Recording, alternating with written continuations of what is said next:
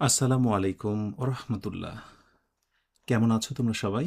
আশা করছি মহান আল্লাহর অশেষ রহমতে বেশ ভালো আছো। যদিও আমরা ধারণা করছি সবাই ভালো আছি, ভালো থাকতে হবে, এই যখন দোয়া, তখন এটাও মনে রাখতে হয় বা এটা মনে রাখি যে বৈরী আবহাওয়ার কারণে, ভারী বর্ষণের কারণে, ভারী বৃষ্টিপাতের কারণে বিশেষ করে চট্টগ্রাম সহ বেশ কিছু জায়গায় একেবারে বন্যা প্লাবিত। আমরা তাদের জন্য দোয়া করি খুব শীঘ্রই যেন খুব স্বাভাবিক অবস্থায় তারা ফিরে আসে। মহান আল্লাহ যেন তার কুদরতি ইশারায় সব কিছুকে স্বাভাবিক করে দেন, আমরা সেই দোয়া করি। অনেকেই ক্লাসে উপস্থিত হতে পারে না, পারছে না, ইনবক্সে নক করছে। আসলে খারাপ লাগছে, কিন্তু তারপরে কি করা উচিত, মানে কি করা যায়, কিছুই তো করার নেই। সব মিলিয়ে এটাই বলার যে দোয়া ছাড়া তো আর কিছুই করার নেই আমাদের। আমরা একে অপরের জন্য দোয়া করব সর্বদাই। কমেন্টে নজর রাখছি, তোমরা অনেকে আমাকে সালাম দিয়েছো, ওয়ালাইকুম আসসালাম রহমতুল্লাহ। অনেকে জিজ্ঞাসা, স্যার আপনি কেমন আছেন? আলহামদুলিল্লাহ, আমি বেশ ভালো আছি। ওকে, আমরা মনে হয় আলোচনা শুরু করতে পারি। ওকে, সো আজকে আমরা যে ক্লাসটা নিতে চলেছি ইটস রিয়েলি অ্যামেজিং। এবং সাথে এটাও জানতে চাই, গত দিনের ক্লাসটা রিভিশন করেছো? গতকালকেই হোক বা আজকে সারা দিনের মধ্যে হোক, ক্লাসটা রিভিশন করে কারা কারা আমার সঙ্গে ক্লাসে যুক্ত হয়েছো একটু কমেন্টে জানান দাও। সাথে অবশ্যই পুরো আয়োজনটা শেষ করব, সেটা যেমনই হোক না কেন। আহ, শুরু থেকে শেষ পর্যন্ত ক্লাসটা শেষ করব এমন নিয়ত যারা করছো, ইনশাআল্লাহ লিখে দাও কমেন্টে, একটু ইয়েস লিখো, মনে মনে ইনশাআল্লাহ বলো, কমেন্টে ইয়েস লিখে দাও। আর আরাফাত বলছো যে অটো ক্যাপশন অফ করা যাচ্ছে না কেন? অফ করে দিলে একটু ভালো হয়। এটা আসলে আমার হাতে না, এটা তোমার হাতে রয়েছে। ওকে, তো আমরা ক্লাসটা শুরু করি। ক্লাস যখন শুরু হয়ে যাবে আর কোনো কথা বলা যাবে না, কারণ কথা বললে, বিশেষ করে অন্যের কথার রিপ্লাই দিলেই কিন্তু আমরা আহ, এই কিন্তু ব্লগ দিয়ে দিই। সো আমরা আলোচনা শুরু করছি। ফুল concentration on this very class, let's get started.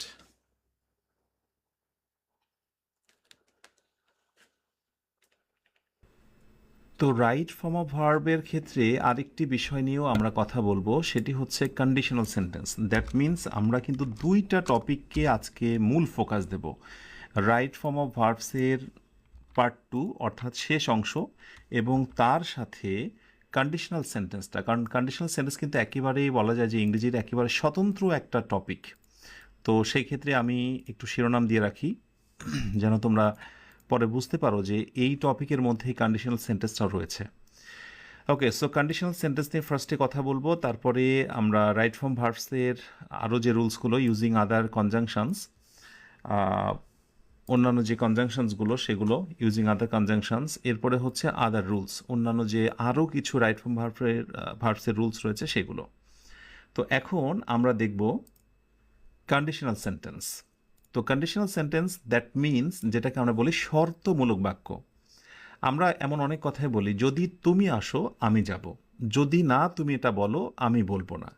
এই যদি যদি না এমন বাংলা অর্থ রয়েছে বলেই ইংরেজিতে কন্ডিশনাল সেন্টেন্সের জন্ম হয়েছে। সো মনে রেখো, কন্ডিশনাল সেন্টেন্স মানেই হলো কমপ্লেক্স সেন্টেন্স, সেখানে দুইটি সেন্টেন্স থাকে এবং এক্ষেত্রে নির্দিষ্ট একটা নিয়ম মেনে প্রিন্সিপাল ক্লজ অনুযায়ী সাবঅর্ডিনেট ক্লজ হয়। অর্থাৎ আমি যখন ক্লজের কথা বলেছিলাম একটা ক্লাসে, দেখে নিও, সেইখানে বলেছিলাম যে প্রিন্সিপাল ক্লজ কি।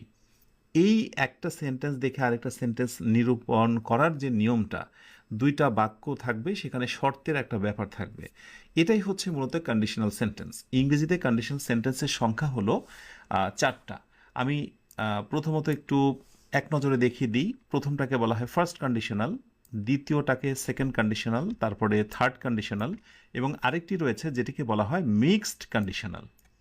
একটু একটু করে বোঝাই কন্ডিশনাল সেন্টেন্সগুলো আসলে মূলত কি, ইংরেজিতে কেন এগুলো এসেছে, বা এটাই যখন রাইট ফর্ম অফ ভার্বে ব্যবহার হয় সেটা কিভাবে হয়।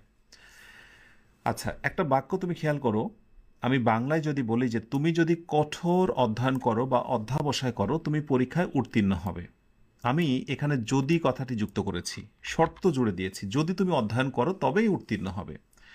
তুমি যদি নীল এবং হলুদটাকে মেশাও, তোমরা যারা জানো না একটু জেনে রাখো, এটা রঙের একটা বিষয়।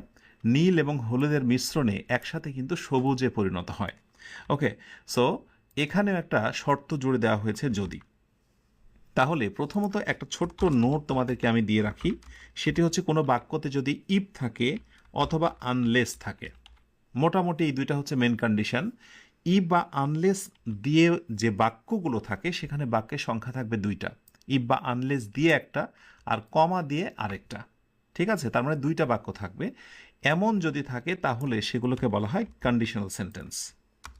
আমি কন্ডিশনাল সেন্টেন্স। তো আমার কি মনে হয় জানো, যে পৃথিবীতে এই সহজ রুলটা, শর্টকাটটা দেখার পর সম্ভবত আর দ্বিতীয়বার কেউ এই ভুলটা আর করবে না, যে কন্ডিশনাল সেন্টেন্স কি বা চিনতেও কোনোভাবে ভুল হওয়ার কথা নয়। ওকে, সো ইফ বা আনলেস থাকলে সেটা কন্ডিশনাল। সো এই বাক্যটা কন্ডিশনাল, এই বাক্য কন্ডিশনাল, এগুলো কন্ডিশনাল। কিন্তু কন্ডিশনালের মধ্যে যে প্রকার রয়েছে সেগুলো নিয়ে কথা বলবো, বা ওই প্রকারগুলোর কেন আগমন হয়েছে ইংরেজিতে সেটাও জানার চেষ্টা করব। তো এখানে যদি আমরা কোনো একটা কথা জেনারেল ট্রুথ হিসেবে বলি, একেবারে সাধারণ সত্য, অথবা সায়েন্টিফিক ফ্যাক্টস, বৈজ্ঞানিক কোনো বিষয়, অথবা হ্যাবিচুয়াল ফ্যাক্ট, অভ্যাসগত কোনো কর্ম, তাহলে সেটিকে ফার্স্ট কন্ডিশনালের মধ্যে রাখতে হয়। তো এই ফার্স্ট কন্ডিশনালের মধ্যে রাখার ক্ষেত্রে ইংরেজি গ্রামারিয়ানরা বলছে যে আপনাকে কষ্ট করে দুইটা স্ট্রাকচার মনে রাখতে হবে। দুইটা স্ট্রাকচার মনে রাখতে হবে, STRUCT, structure, structure 1 and structure 2। আমি দুইটা স্ট্রাকচার দিচ্ছি তোমাদের জন্য। আরেকটি বিষয় যেটা, সেটা হলো যে তোমাদের এখন নোটস করতে হবে না, পরবর্তীতে তোমরা নোটসগুলো করে নেবে, আমি শেয়ার করব তোমাদের এই নোটসটাই তোমাদের পেজে, তোমাদের গ্রুপে। তো ফার্স্টে হচ্ছে ইপের পরের প্রথম বাক্যটা হবে প্রেজেন্ট টেন্স, পরেরটা হবে ফিউচার টেন্স। আমি শর্টকাটে লিখলাম, প্রথমটা প্রেজেন্ট, পরেরটা হচ্ছে future. ইপ plus present plus future. একটু ব্র্যাকেটটা দিয়ে দিই আর এটাকে একটু অন্য কালার করে দিই, কেমন? এটাই সাধারণ কথা। যদি তুমি কঠোর অধ্যয়ন করো তুমি পরীক্ষায় উত্তীর্ণ হবে। অর্থাৎ ইপের পরের বাক্যটি সাধারণত প্রেজেন্ট টেন্স, পরেরটা ফিউচার টেন্স। এটা একেবারেই বলা যায় যে জেনারেল ট্রুথ, সাধারণ একটা সত্য কথা। হ্যাঁ, মানে সাধারণ কথা, সাধারণ কথা, এর ভিতরে সায়েন্টিফিক ফ্যাক্টস কিছু প্রকাশ পাচ্ছে না। কিন্তু যদি এমন কোনো বাক্য হয় যেটা একেবারে সায়েন্টিফিক ট্রুথ রয়েছে যার ভেতরে, তাহলে সেইটার প্যাটার্ন একটু চেঞ্জ হয়ে যাবে। সেটা হলো এই বাক্যটা, if you mix blue and yellow, যদি তুমি নীল এবং হলুদ মেশাও, ইউ গেট গ্রিন, তুমি সবুজ পাবে। তাহলে ইপের পরে এটা প্রেজেন্ট টেন্স, তুমি খেয়াল করো, এবং ইপের পরে প্রেজেন্ট টেন্স এবং পরেরটাও কিন্তু প্রেজেন্ট টেন্স। সো এইটা হচ্ছে একটা সূত্র। এমন হাজার হাজার বাক্য প্রতিযোগিতামূলক পরীক্ষায় তুমি পাবে, দেখতে পাবে। যেমন এরকম প্রশ্ন থাকে যে ইফ ইউ হিট আয়রন, অর্থাৎ যদি তুমি লোহায় তাপ দাও, ইট টার্নস ইনটু রেড, এটা লাল রঙে পরিণত হয়। এটাও বৈজ্ঞানিক সত্য। তাহলে আমরা যখন কোনো জেনারেল ট্রুথ দেখতে পাবো তখন হচ্ছে এই স্ট্রাকচার। আর যদি আমরা কোথাও সায়েন্টিফিক ফ্যাক্টস দেখতে পাই তাহলে হচ্ছে এই স্ট্রাকচার। এই হ্যাবিচুয়াল অ্যাকশনস আর হচ্ছে জেনারেল ট্রুথের ক্ষেত্রে এই হচ্ছে শর্টকাটটা। ক্লিয়ার? আমার মনে হয় এটা নিয়ে তোমাদের ভিতরে আর কোনো দ্বন্দ্ব থাকবে না। আশা করি খুব ইজিলি তোমরা এটা সলভ করতে পারবে। সো এটাই জাস্ট প্রতিযোগিতামূলক যে কোনো পরীক্ষায় এই প্রশ্নটাই হয়তো বা এভাবে আসবে যে if he close to me, I will notify him. যদি সে খুব আমার কাছাকাছি আসে তাহলে আমি বিষয়টি তাকে অবগত করব। পরীক্ষায় যেটা হবে, এই ক্লোজের জায়গায় ফাঁকা থাকবে, নোটিফাই জায়গায় ফাঁকা থাকবে। ওকে, সো এরপরে অপশান হিসেবে হয়তোবা বলবে যে বলো তো বাছাধন যে এখানে আসলে কি হবে। হয়তো প্রথমটায় দিল CLO SES ক্লোজেস, এরপরেরটাই দেওয়া হলো ধরো নোটিফাই অবগত করা, অথবা থাকলো যে ইফি ক্লোজেস আর কমা দিয়ে থাকলো উইল আর নোটিফাই। তাহলে তুমি তো নিশ্চিত হয়েছো যে এটা হচ্ছে জেনারেল ট্রুথ। অতএব ইপের পরেরটা হবে প্রেজেন্ট টেন্স, ওকে, আর পরেরটা হবে ফিউচার টেন্স, যেটা কিনা শুধুমাত্র বি নাম্বারে রয়েছে। সো এটাই হচ্ছে সঠিক বাক্য। তো এমন হরহামেশায় তুমি অনেক কথা বলো বা তোমাকে বলতে হতেই পারে, যদি তুমি আমাকে আমন্ত্রণ জানাও তাহলে আমি যাব, শর্তমূলক বাক্য। যদি আকাশে তারা ওঠে তাহলে রাত হবে। তো আকাশে তারা উঠলে রাত হবে, এটা চিরন্তন সত্য, বৈজ্ঞানিক সত্য। সুতরাং ওটা হবে ই প্লাস প্রেজেন্ট প্লাস প্রেজেন্ট।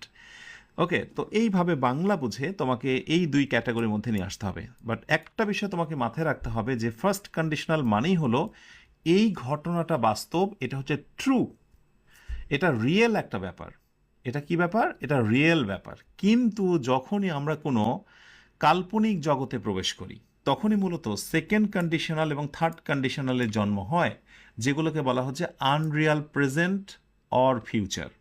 মানে এটা একেবারে আনরিয়াল, না প্রেজেন্ট না ফিউচার, মানে এই কথাগুলোই কাল্পনিক।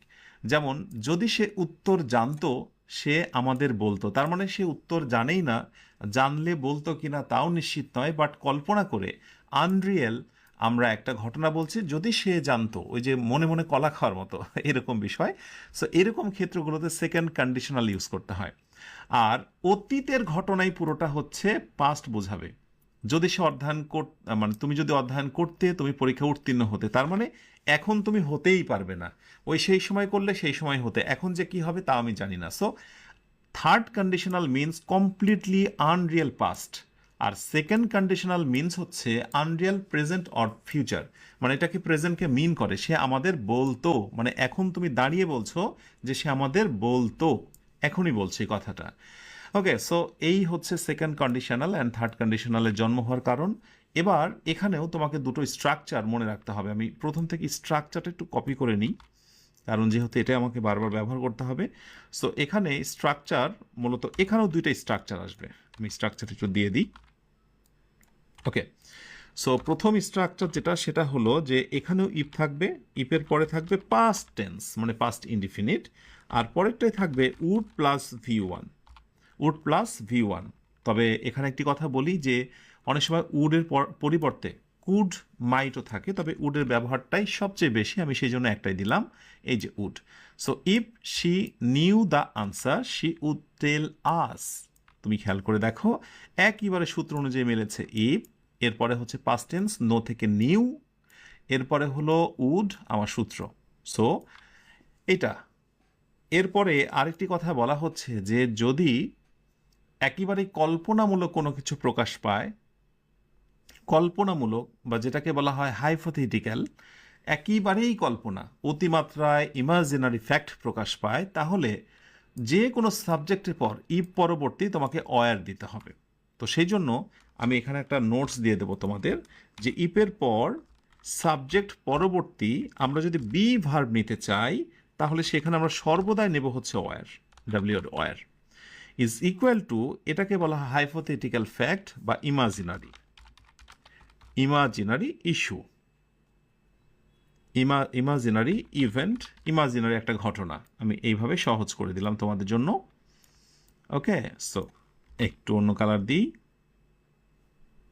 ব্যাস। তাহলে এই দুটো সূত্র তোমরা একটু মনে রেখো, অনেক বেশি হেল্প হবে তোমার জন্য। আর এই জিনিসটা না জানার কারণে অনেকে ভুল করে ফেলে, যেমন আমি যদি একটা বাক্য দিই যে ইফ হি ওয়াজ অথবা were you, he would solve the problem. তো বেশিরভাগ ক্ষেত্রেই স্টুডেন্টরা একটা সমস্যার মধ্যে পড়ে, প্রবলেম।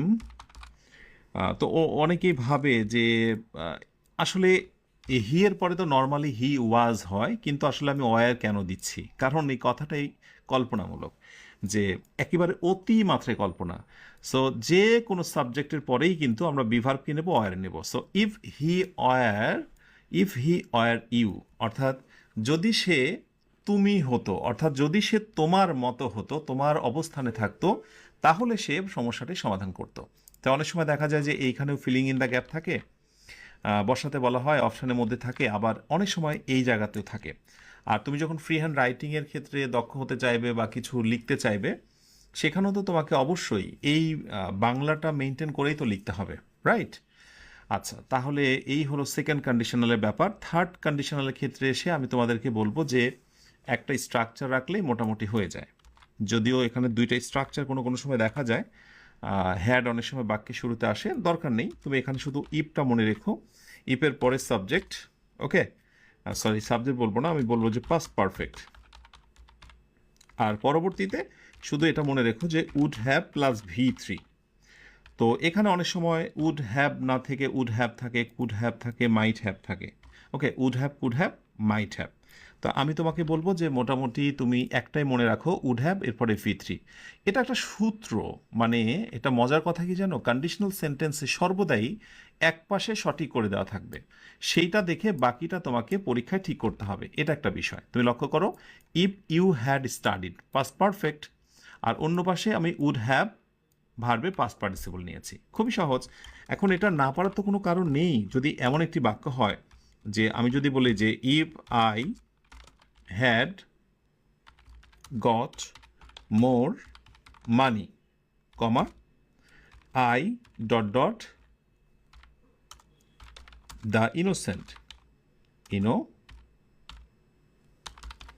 আমার যদি অনেক টাকা থাকতো আমি গরিব দুঃখী অসহায়দের মধ্যে সেই টাকাটা আমি দান করতাম। এখন পরীক্ষায় যেটা থাকবে যে উড হেল্প, অথবা দেখা যাচ্ছে সেখানে উড হেল্প না থেকে হয়তোবা থাকতে পারে উড হ্যাভ হেল্প এটসেট্রা।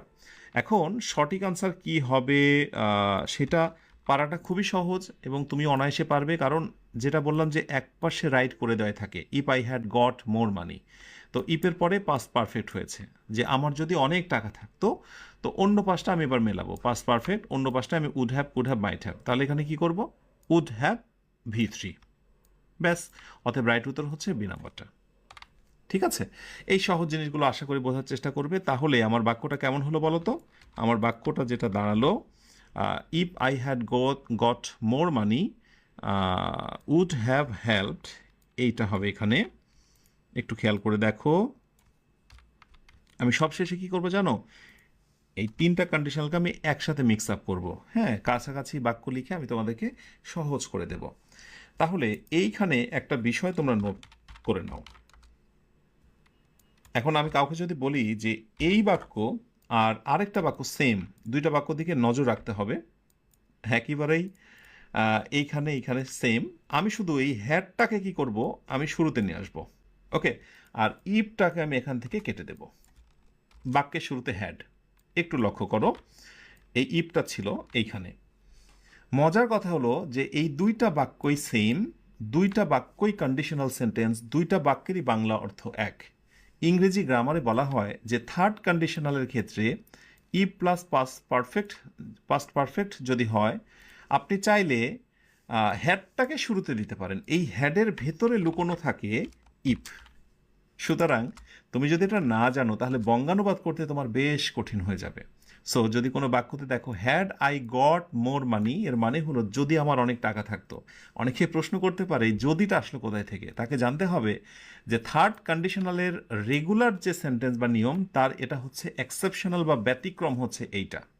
আশা করি খুব অনায়াসেই নেক্সটে তোমরা এটা ধরতে পারবে।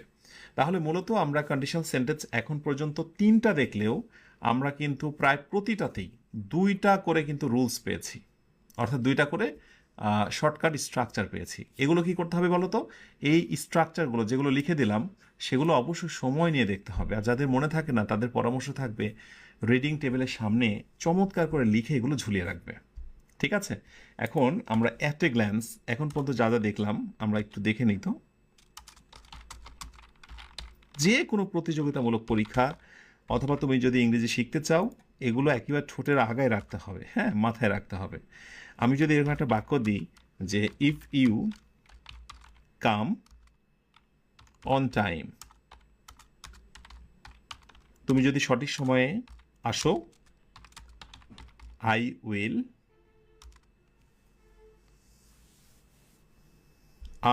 উইল এনশিওর ইট, বা আই উইল কনফার্ম ইট। কোনো একটা প্রোগ্রামে বলা হচ্ছে যে তুমি যদি সঠিক সময় আসো তাহলে আমি এটা নিশ্চিত করব। আমি এই তিনটা বাক্যকে এই একই রকম বাক্য আমি চেঞ্জ করছি, এবার কামের জায়গায় আমি এখানে দিয়ে দেবো হচ্ছে কেম। ওকে, সো এখানে উইলের জায়গায় আমি করে দেবো এখানে হচ্ছে উড, এখানে আমি করে দেবো হ্যাড, কামের পাস্ট পার্টিসিপল তো কাম, আর এখানে উইলের জায়গায় আমি করব উড, আর এরপরে লাগাবো হ্যাভ, আর কনফার্মের সঙ্গে ইডি করব। এবার তোমরা বলো তো এই কয়েকটা বাক্য দেখে কোন কোন জায়গায় তোমার নজর দেওয়া উচিত, এবং এখান থেকে তুমি কি বুঝতে পারছো যে কন্ডিশনাল সেন্টেন্স মূলত কোন জায়গাটায় পরিবর্তন হয় সেই জায়গাটা একটু ফিল করো তোমরা, সেই পরিবর্তনের জায়গাটা একটু ফিল করো তোমরা, খুবই মজার এবং ফানি বিষয়। আর না জানলেই মনে হয় যে কন্ডিশনাল সেন্টেন্স অনেক কঠিন। এটাকে বলা হয় ফার্স্ট কন্ডিশনাল, এটাকে বলা হয় সেকেন্ড কন্ডিশনাল, আর এটাকে বলা হয় থার্ড কন্ডিশনাল। এবার বলো তো এগুলো কি খুবই কঠিন? আমার তো মনে হয় না কঠিন। এই প্রতিটারই অল্টারনেটিভ আছে। যদি চিরন্তন সত্য বাক্য বা সায়েন্টিফিক হয় তাহলে দুই পাশেই প্রেজেন্ট। যদি সেকেন্ড কন্ডিশনের ক্ষেত্রে আমরা বলেছি যে কল্পনামূলক বাক্যগুলোতে ইপের পরবর্তীতে যে কোনো সাবজেক্টের পর বিভার্ব অয়ার বসে। আর থার্ড কন্ডিশনের ক্ষেত্রে আরেকটা রুল দিয়েছি যে আমরা যদি ইপ না দিতে চাই শুরুতে হ্যাড চলে আসবে। এই তো কথা। কন্ডিশনাল সেন্টেন্স নিয়ে হাজার কথা বলা যেতে পারে, কিন্তু ভার্বের ক্ষেত্রে, রাইট ফর্ম অফ ভার্বের ক্ষেত্রে পরিবর্তনের জায়গা হচ্ছে মূলত এই জায়গা। সো জাস্ট লিখে নাও এবং বারবার রিভিউ করো। এখন ইংরেজি গ্রামারে আরেকটা চমৎকার জিনিসের উদয় হয়েছে, আমি এটাকে পরে দেখাবো তোমাদের, আমি শুধু এইটাই দেখাই। শেষ একটা প্রকার রয়েছে মিক্সড কন্ডিশনাল। মিক্সড মানে বুঝতে পারছো, এটা হলো যে তুমি ধরো প্রথমে দুধ চা বানিয়েছো, তারপরে সেখানে আবার একটু তুমি কফি দিয়েছো, এবং সবশেষে তুমি আবার একটু মধু দিয়েছো। এবং সবশেষে এটা এমন একটা পরিস্থিতি হয়েছে খাওয়ার পরে অন্য রকমের একটা ঝাঁঝালো ফ্যাক্ট, মানে মেলে না, তুমি যা চেয়েছিলে সেই স্বাদ আসলে হয় না। তো মিক্সড কন্ডিশনাল হচ্ছে বেসিকলি দুইটা সময়ের কথাকে একটা বাক্যে প্রেজেন্ট করা। আমি ব্র্যাকেটে লিখে দিয়েছি, দেখো যে প্রেজেন্ট কি বলে, পাস্ট কন্ডিশন, অর্থাৎ অতীতের শর্ত, মানে প্রথম বাক্যটা হবে অতীতের শর্ত উইথ প্রেজেন্ট রেজাল্ট, আর বর্তমানের রেজাল্ট বা কাজের সঙ্গে তুমি মেলাবে। তো অতীতকে তুমি যখন বর্তমানের সঙ্গে মেলাবে তখন তো দুই রকম হলো। এর আগে দেখো আমরা যেটাই করেছি অতীতের সঙ্গে অতীতের একটা সম্পর্ক ছিল, তো এখানে অতীতের সঙ্গে বর্তমানকে মেলাচ্ছি। এই অতীতের সঙ্গে মানে পাস্ট নিয়মে আসবে হ্যাড টেকেন, আর এই পাশে would be working, would be working. একেবারেই বর্তমান একটা সিচুয়েশান, যেমন যদি আমি চাকরিটা নিতাম, ইফ আই হ্যাড টেকেন, যদি আমি চাকরিটা নিতাম মানে অতীতের কথা, আমি এখন নিউ ইয়র্কে কাজ করতাম, মানে এখনকার সঙ্গে মেলানো হচ্ছে প্রেজেন্ট, অথচ চাকরি নেওয়ার বিষয়টা ছিল অতীতে। এই পাস্ট কন্ডিশনকে যখন আমরা প্রেজেন্ট রেজাল্টের সঙ্গে মিক্স আপ করবো, সেটাই হচ্ছে মূলত মিক্স কন্ডিশন।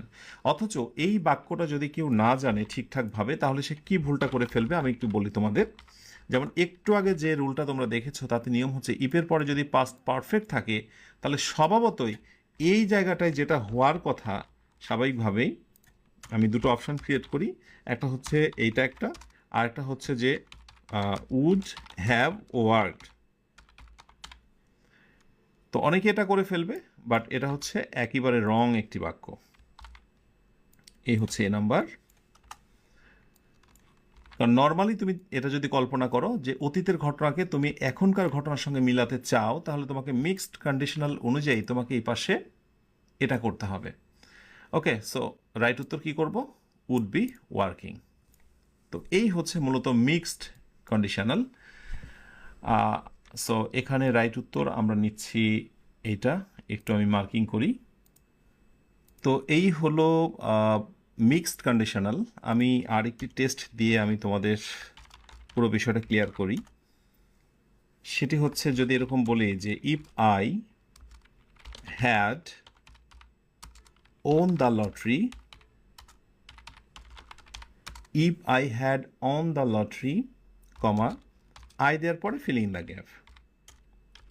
তো নর্মালি কোন আনসারটাকে রাইট করবে, যে I would have been rich, আর আই উড বি রিচ। তাহলে স্বাভাবিকভাবেই কিন্তু তোমরা এই মুহূর্তে কনফিউজড। সেটি হলো যে যদি পাস্ট পারফেক্ট থাকে তাহলে আমাদের নর্মাল নিয়ম অনুযায়ী থার্ড কন্ডিশনাল, এবং অন্য পাশে হবে উড হ্যাভ, মাইট হ্যাভ, ভার্বে পাস্ট পার্টিসিপল, বি থেকে বিন মূল ভার্ব, যেহেতু হচ্ছে I am rich, am be verb. আর যদি তুমি এটাকে অন্যভাবে ভাবো তাহলে হচ্ছে উড বি রিচ। এখন কিভাবে এইটা মনে রাখতে হবে তোমাকে, যদি থার্ড কন্ডিশনালের সাথে থার্ড কন্ডিশন প্লাস সেকেন্ড কন্ডিশনে তুমি মিশ্রণ করো বা করতে পারবে, এটা নিয়ম, বা কোনো অপশান যদি থাকে পরীক্ষায় তুমি করতে পারবে, this is called mixed condition. Clear? So এইটা হচ্ছে সবশেষে আমাদের মূল হাইলাইটেড পয়েন্ট, যে থার্ড কন্ডিশন থাকবে শুরুতে এবং পরেরটা থাকবে সেকেন্ড কন্ডিশন।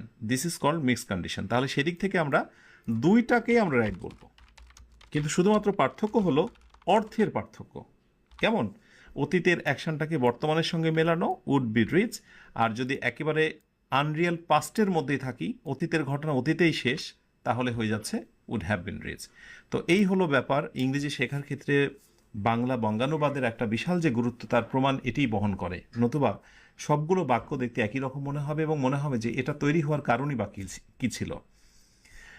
তো এই হচ্ছে কন্ডিশনাল সেন্টেন্স, এবং সেইখান থেকে বিদায় নিচ্ছি, কারণ কন্ডিশনাল সেন্টেন্সের মধ্যেই কিন্তু যে রুলসগুলো ছিল সেগুলোই তো মূলত রাইট ফর্ম অফ ভার্বসের রুল, তাই না? এবার আমরা একটা কাজ করব, সেটা হচ্ছে কিছু কনজাংশনসের ব্যবহারের মাধ্যমে আমরা রাইট ফর্ম অফ ভার্বসগুলো দেখব, যেগুলো প্রতিযোগিতামূলক পরীক্ষায় এবং ফ্রি হ্যান্ড রাইটিং থেকে শুরু করে প্রতিটি ক্ষেত্রেই অনেক বেশি পরিমাণে ব্যবহার করা লাগে। তো তার ভিতরে একটি হচ্ছে বিশেষ করে হোয়াইল কনজাংশন দিয়ে, দ্যাট দিয়ে, অ্যাজ সুন অ্যাজ, সিন্স দিয়ে, অ্যাজ ইফ দিয়ে, অথবা লেস্ট দিয়ে, এরপরে ক্লজ বা বাক্যাংশ। ঠিক আছে, এই টাইপের হয়। কোনো কোনো সময় এগুলোর ভিতরে কিছু কনজাংশন বাক্যের শুরুতে বসতে পারে, আর কোনো কোনো কনজাংশন সর্বদাই বাক্যের মাঝে বসে, যেমন অ্যাজ ইফ সর্বদাই বাক্যের মাঝে কনজাংশন হবে, লেস্ট সর্বদাই বাক্যের মাঝে, আর দ্যাটও মাঝখানে। কিন্তু হোয়াইল অথবা অ্যাজ সুন অ্যাজ অথবা সিন্স, এরা কিন্তু বাক্যের শুরুতে বসে, মাঝেও বসে। বাট যেখানেই বসুক না কেন, এরা কিন্তু বিশেষ একটা নিয়ম মেনে চলে, এবং এই নিয়মটা আমার তোমার কথা নয়, এই নিয়মটাই তোমাকে রপ্ত করতে হবে। এটাই হচ্ছে গ্রামারের ভাষ্য। যেমন আমি প্রথমে হোয়াইল দিয়েছি, আমি ধারাবাহিকভাবে রুলসগুলো দেওয়ার চেষ্টা করেছি। প্রথমটা হচ্ছে হোয়াইল। হোয়াইলের চমৎকার দুইটা স্ট্রাকচার রয়েছে, আমি চাইবো যে তোমরা এই শর্টকাটটা বা স্ট্রাকচারটা মনে রাখো। স্ট্রাকচারটা একটু মনে রাখো তোমরা। হোয়াইলে বাংলা অর্থ হলো যখন। সো যখনই কোথাও হোয়াইল দেখতে পাবে, হোয়াইলের পর একটা ভার্ব থাকবে, যেহেতু রাইট ফর্ম ভার্বের সঙ্গে হয়ে যাবে আইএনজি। এই কথাটা তোমরা একটু মনে রেখো। ওকে, হোয়াইলের পর। এবং পাশাপাশি একটা কথা তোমরা মনে রেখো, যে হোয়াইল সবসময় পাস্ট ইভেন্টকে প্রেজেন্ট করে, পাস্ট ইভেন্টকে প্রেজেন্টস করে। PRESENT, অর্থাৎ হোয়াইল সর্বদা পাস্টের ইভেন্টকে মানে অতীতের ঘটনাকে প্রেজেন্ট করে, উপস্থাপন করে। সেটা অতীতের ঘটনা, এটা পাস্ট ইনডিফিনিট হতে পারে, পাস্ট কন্টিনিউয়াস হতে পারে, মূলত হোয়াইল এইটাকে নির্দেশ করে। তবে আরেকটি ক্ষেত্রে হোয়াইলকে বলা হয় যেটা হচ্ছে ভার্সাটাইল কনজাংশন, মানে এমন ভার্সাটাইল যে এটা অর্থের উপর ডিপেন্ড করে আবার চেঞ্জও হতে পারে। তবে মোস্ট অফ দ্য টাইমস এই কথাটা মনে রাখবে যে পাস্ট ইভেন্ট প্রেজেন্টস সর্বদাই। এর সঙ্গে তোমরা আরেকটা নোটস মনে রাখবে, সেটি হচ্ছে যদি কখনো ইম্পারেটিভ বাক্য শুরুতে থাকে, অর্থাৎ বাক্যের শুরু ইম্পারেটিভ আর মাঝখানে হচ্ছে হোয়াইল, ওকে, তারপরেরটা হয়ে যাবে প্রেজেন্ট কন্টিনিউয়াস। তাহলে এখানে অলরেডি কিন্তু হোয়াইলটা যে ভার্সাটাইল সে কিন্তু প্রমাণ দিয়ে ফেললো। হোয়াইল পাস্টের মধ্যে অন্তর্ভুক্ত, কিন্তু যদি কখনো ইম্পারেটিভ থাকে সে কিন্তু ইম্পারেটিভের ছোঁয়া নিয়ে হয়ে যাবে প্রেজেন্ট কন্টিনিউয়াস। এটা খুব স্বাভাবিক, কারণ every imperative sentence is called present indefinite. তো প্রেজেন্টের সঙ্গে তো প্রেজেন্টের সম্পর্ক হবে, তাই না? তো এইটা হচ্ছে বেসিক ফ্যাক্ট। তো নর্মালি এই বাক্যটাই কিন্তু এটার সঙ্গে মিলে যাবে। ডোন্ট মেক আ নয়েজ, গোলযোগ করো না, imperative sentence, while. So your father, right answer কি হবে বলো তো? ইয়োর ফাদার ইজ স্লিপিং, যখন তোমার বাবা ঘুমোচ্ছে তখন তুমি ডিস্টার্ব করো না। খুবই চমৎকার একটা বিষয়। তাহলে স্ট্রাকচারটা একটু মনে রেখো। পাশাপাশি আমি আরেকটা তোমাদেরকে টেস্ট দিই, যেটা নিয়ে অনেক সময় কনফিউজড হয়ে যায় অনেকে। সেটা হলো এরকম, যে while reading the book, while reading the book,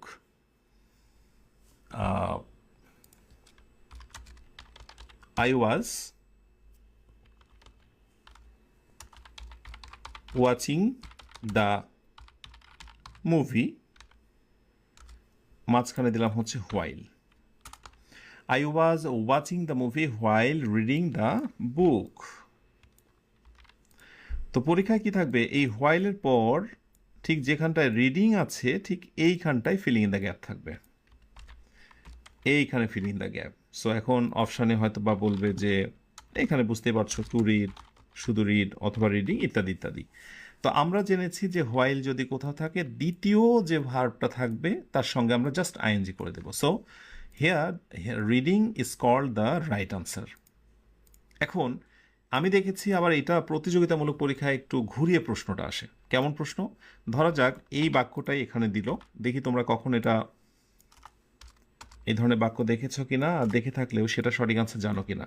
ধরো হোয়াইলের নিচে আন্ডারলাইন করে, সরি এটা ব্ল্যাক হবে আর হচ্ছে হোয়াইল, হোয়াইলের নিচে আন্ডারলাইন করে প্রশ্ন করা হচ্ছে যে বলো তো দেখি হোয়াইলটাকে আমরা কোন পার্টস অফ স্পিচ বলবো। এই টেস্ট তোমরা পরবর্তীতে একটু ট্রাই করবে, পজ দিয়ে থামিয়ে নিজেরাও ট্রাই করবে। এই হোয়াইলটা কি প্রেপোজিশন, বি নাম্বার কনজাংশন। এই হোয়াইলটাকে কি আমরা প্রেপোজিশন বলবো নাকি কনজাংশন বলবো? তো স্বাভাবিকভাবেই দেখা যায় যে অনেকের এরকম ধারণা রয়েছে যারা একটু বেসিকে জ্ঞাত, বেসিক ব্যাপারে, যে প্রেপোজিশনের পরে কিন্তু ভার্বের সঙ্গে আইএনজি হয়ে যায়। তো স্বাভাবিকভাবেই কিন্তু ওরা ভাববে যে হ্যাঁ হোয়াইল তারপরে আইএনজি হয়েছে, তাহলে হোয়াইলটাকে আমরা প্রেপোজিশন বলতেই পারি, বা মনে হচ্ছে বৈশিষ্ট্যের দিক থেকে প্রেপোজিশন। বাট অদ্ভুত কথা হলো এটাই যে হোয়াইল কখনোই প্রেপোজিশন লিস্টের মধ্যে নেই, সেটা রেগুলার প্রেপোজিশন বলি বা ইরেগুলার বলি। সো হোয়াইলটা সারা জীবনই হচ্ছে কনজাংশন। এখন প্রশ্ন হতে পারে যে কনজাংশনে পরে কি আইএনজি হয়? আসলে কনজাংশনে পরে আইএনজি হয়েছে বিষয়টি এরকম নয়। এই বাক্যটার একটা পূর্ণাঙ্গ রূপ রয়েছে, তোমরা একটু ভালো করে দেখে নাও। এই বাক্যটা পূর্ণাঙ্গ রূপ হচ্ছে এরকম যে I was watching the movie while I was reading the book. তো হোয়াইলের কাজ কি? কনজাংশন হলে আরেকটি ক্লজকে কানেক্ট করা। এই তো কানেক্ট করেছে, দ্যাট মিনস এটা অনেকটা হিডেন ছিল। এই হচ্ছে পূর্ণাঙ্গ একটি বাক্য। দুই পাশের সাবজেক্ট যখন একই হয় তখন হোয়াইল পরবর্তী ভার্বের সঙ্গে আইএনজি হতেই পারে। সো এমন ক্ষেত্রে আমরা আইএনজি নিতে পারি। আশা করি ক্লিয়ার হয়েছ। হোয়াইলের এটা একটা, যে কথাটি ফার্স্টে বললাম যে ভার্সাটাইল কনজাংশন, বহু সময় বহু রূপে রং ঢঙে সে আগমন করে। আর এটা দেখে এই স্টুডেন্টরা অবাক হয়ে যায় যে স্যার আপনি কি শেখালেন আর পরীক্ষাতে বা কি আসলো। বুঝতে পেরেছ? তো হোয়াইল থেকে বিদায় নেবার পূর্বে আমি একটা কাজ করি, আরেকটা এক্সাম্পল দিই, এক্সেপশন একেবারেই, এবং সেখান থেকে টিএন এক্সেপশন হোয়াইল যে ভার্সাটাইল কনজাংশন এটা প্রমাণ হয়েই যাবে। সেটা হচ্ছে আমি যদি বলি যে হোয়াইল আই আন্ডারস্ট্যান্ড, STND, হ্যাঁ, while I understand your concern, আমি যদি তোমার সংশ্লিষ্টতার বিষয় বুঝতে পারি, comma I dot dot the rule.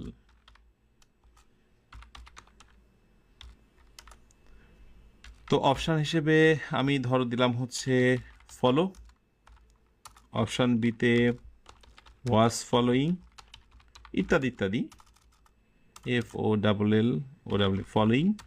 অথবা সি নাম্বারে বলা হলো যে সি নাম্বারে কী দেবো, সি নাম্বারে দেবো হচ্ছে ধরো মাস্ট ফলো, হ্যাঁ, অথবা ডি নাম্বার দেওয়া হলো টু ফলো। যেহেতু চারটা অপশান থাকে, না দিলেও কেমন লাগে, আমি চারটা অপশান দিলাম। তো এখন তোমরাই আমাকে বলো, এই যদি প্রশ্ন হয় তাহলে সম্ভাব্য রাইট আনসার তুমি কি দেবে? তোমাদের সময় শুরু হয়েছে, একবার ঝড়ো গতিতে রাইট আনসারটা দিয়ে দাও। এক্সেপশন, ব্যতিক্রম, আমি একটু এটা কালারিং করে দিই।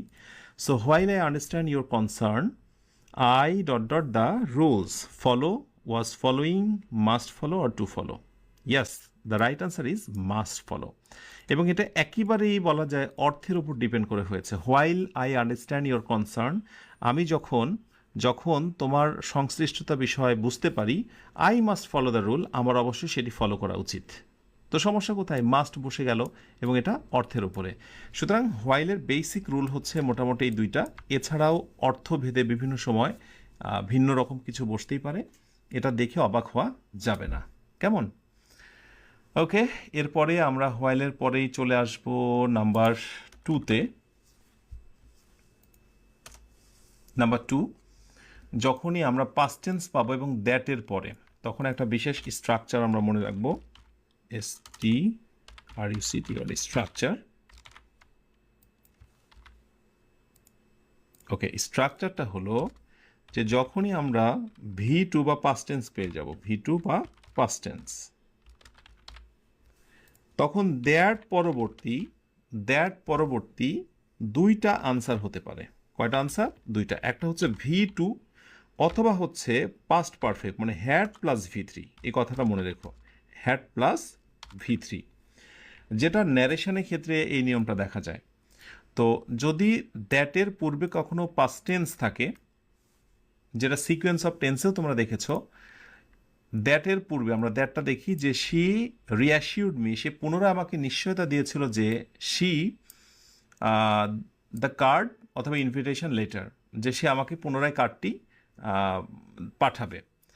তো এখানে রিঅ্যাসিউরড, যেহেতু এটি হচ্ছে পাস্ট টেন্স, আমরা পরবর্তীতে পাস্ট টেন্স নিতে পারি, কিন্তু শুধু সলিড পাস্ট টেন্স নেই। আমরা দেখতে পাচ্ছি যে হ্যাড প্লাস V3 রয়েছে। অতএব বেস্ট আনসার হচ্ছে এ নাম্বারটা। কোনো কোনো সময় দেখবে প্রতিযোগিতামূলক পরীক্ষায় এই পাস্ট পারফেক্টটা না থেকে হয়তোবা সেখানে V2 রয়েছে, সো সেটাও রাইট উত্তর। এটা হচ্ছে সিকোয়েন্স অফ টেন্সের নিয়ম। যে কোনো সময়ই এই নিয়মটা প্রযোজ্য। পাস্ট থাকলে তোমাকে পাস্টের মধ্যে রাখতে হবে, সেটা পাস্ট ইনডিফিনিট হতে পারে, পাস্ট পারফেক্ট হতে পারে, কোনো কোনো সময় পাস্ট কন্টিনিউয়াসও হতে পারে, বাট তোমাকে পাস্টের মধ্যেই থাকতে হবে। আরেকটি কনজাংশনের ব্যবহার দেখা যায় as soon as. As soon অ্যাজের দুইটা ব্যবহার আমি তোমাদেরকে দেব।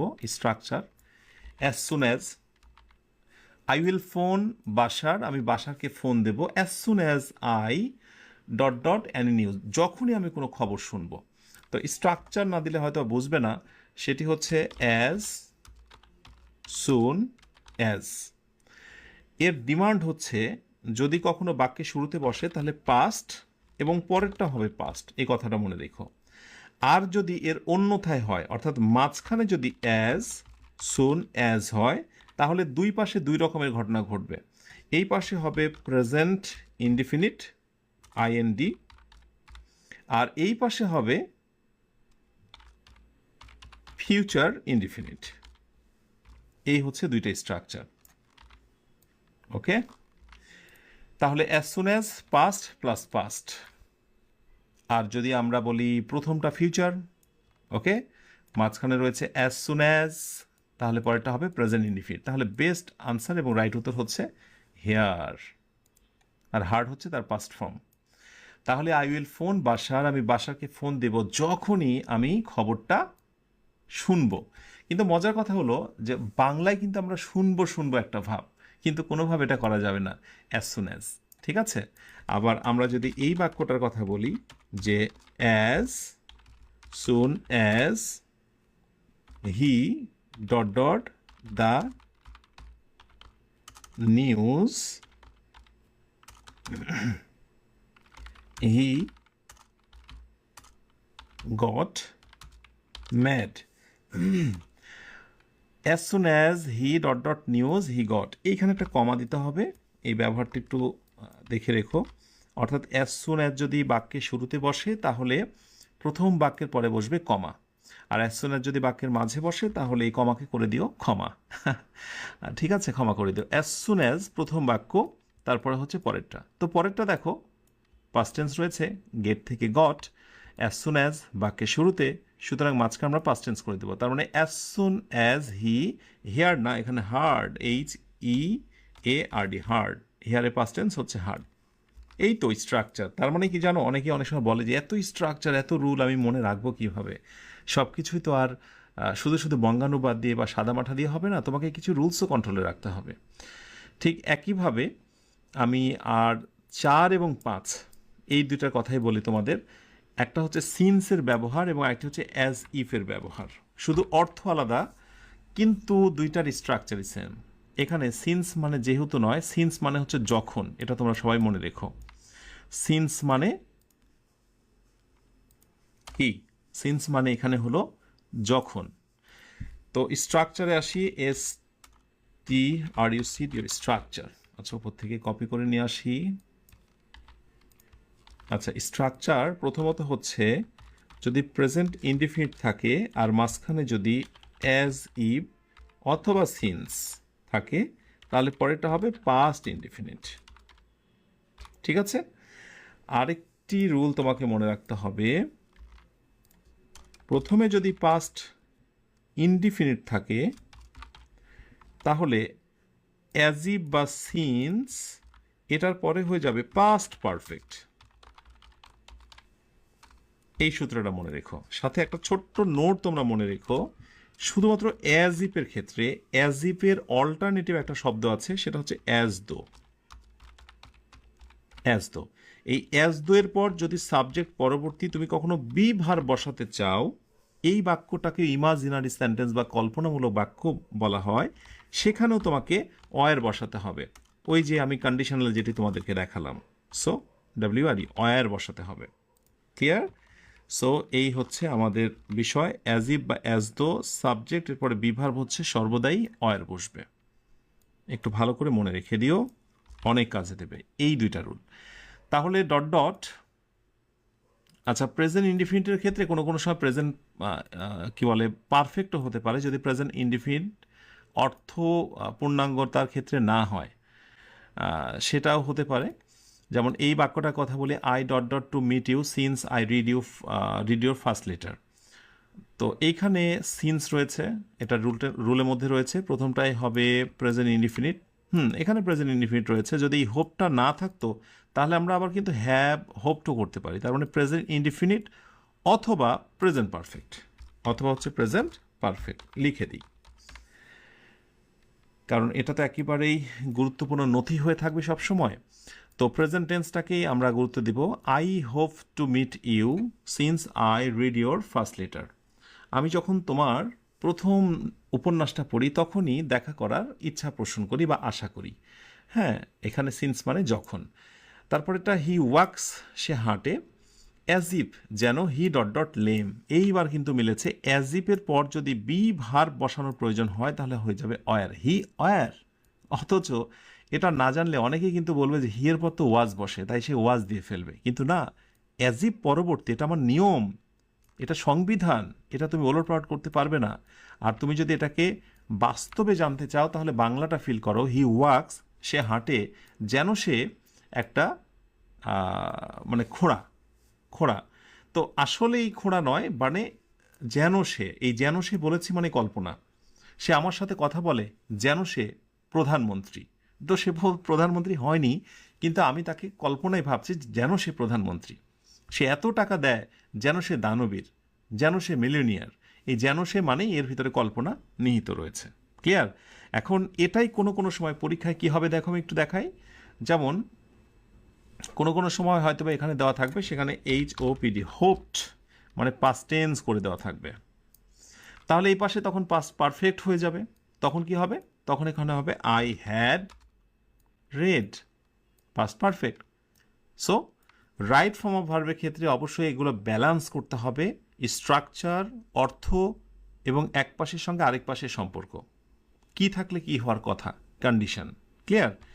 আচ্ছা, আবার এই বাক্যগুলোই এমন হতে পারে হি ওয়াক্স না হয়ে কথা কথা এখানে হি ওয়াকড, যে সে এমনভাবে হেঁটেছিল যেন, তাহলে পাস্ট ইনডিফিনিট থাকলে পরেরটা হবে পাস্ট পারফেক্ট।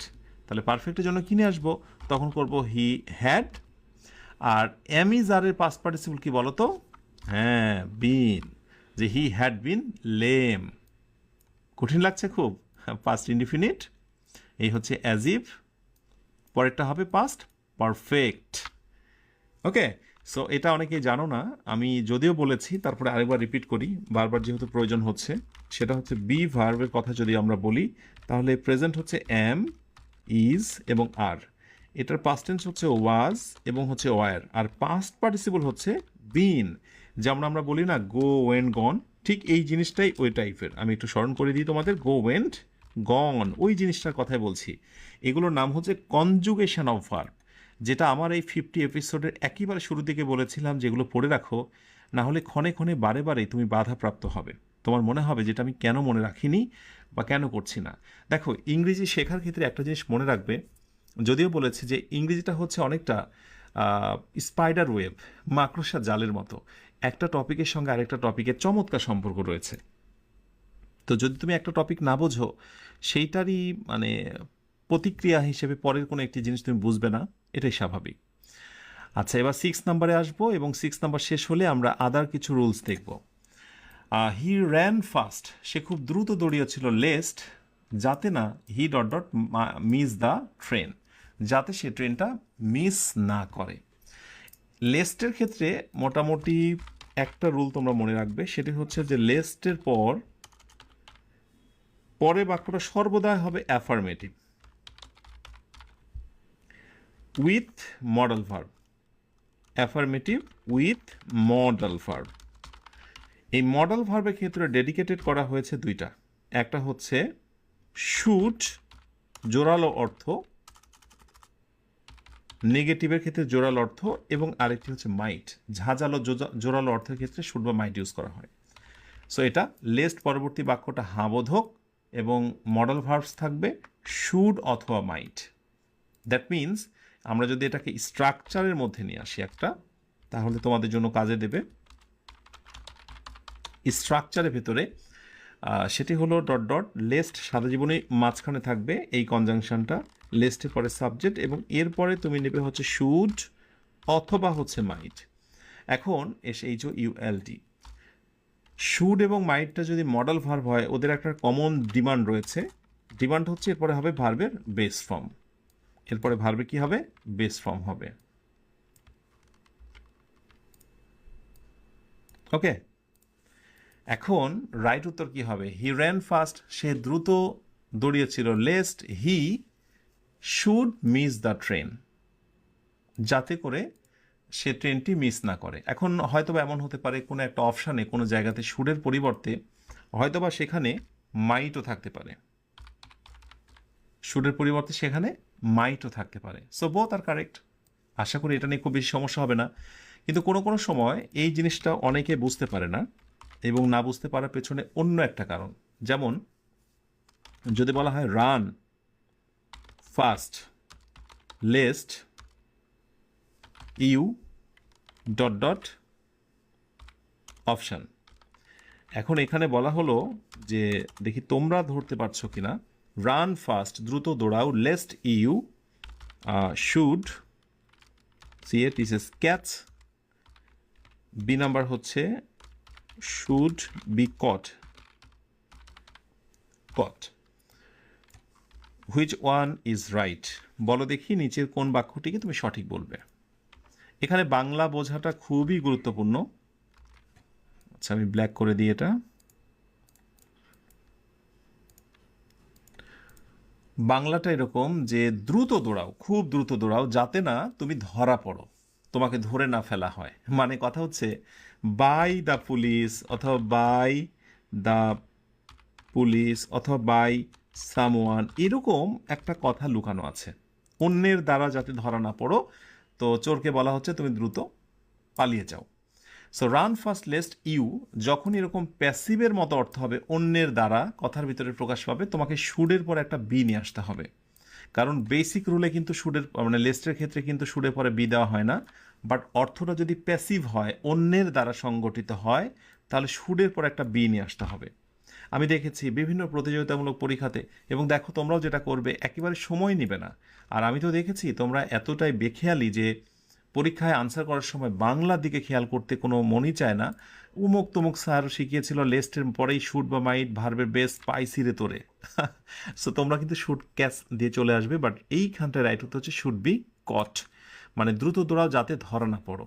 আর যদি আমরা শুট ক্যাচ দিই তাহলে অর্থ কী হবে? দ্রুত দৌড়াও যাতে তুমি ধরা না পড়ো। না, এরকম হবেই না, মানে এটা প্যাসিভ ভয়েস, তো শুটে পরে বি নিয়ে আসতেই হবে।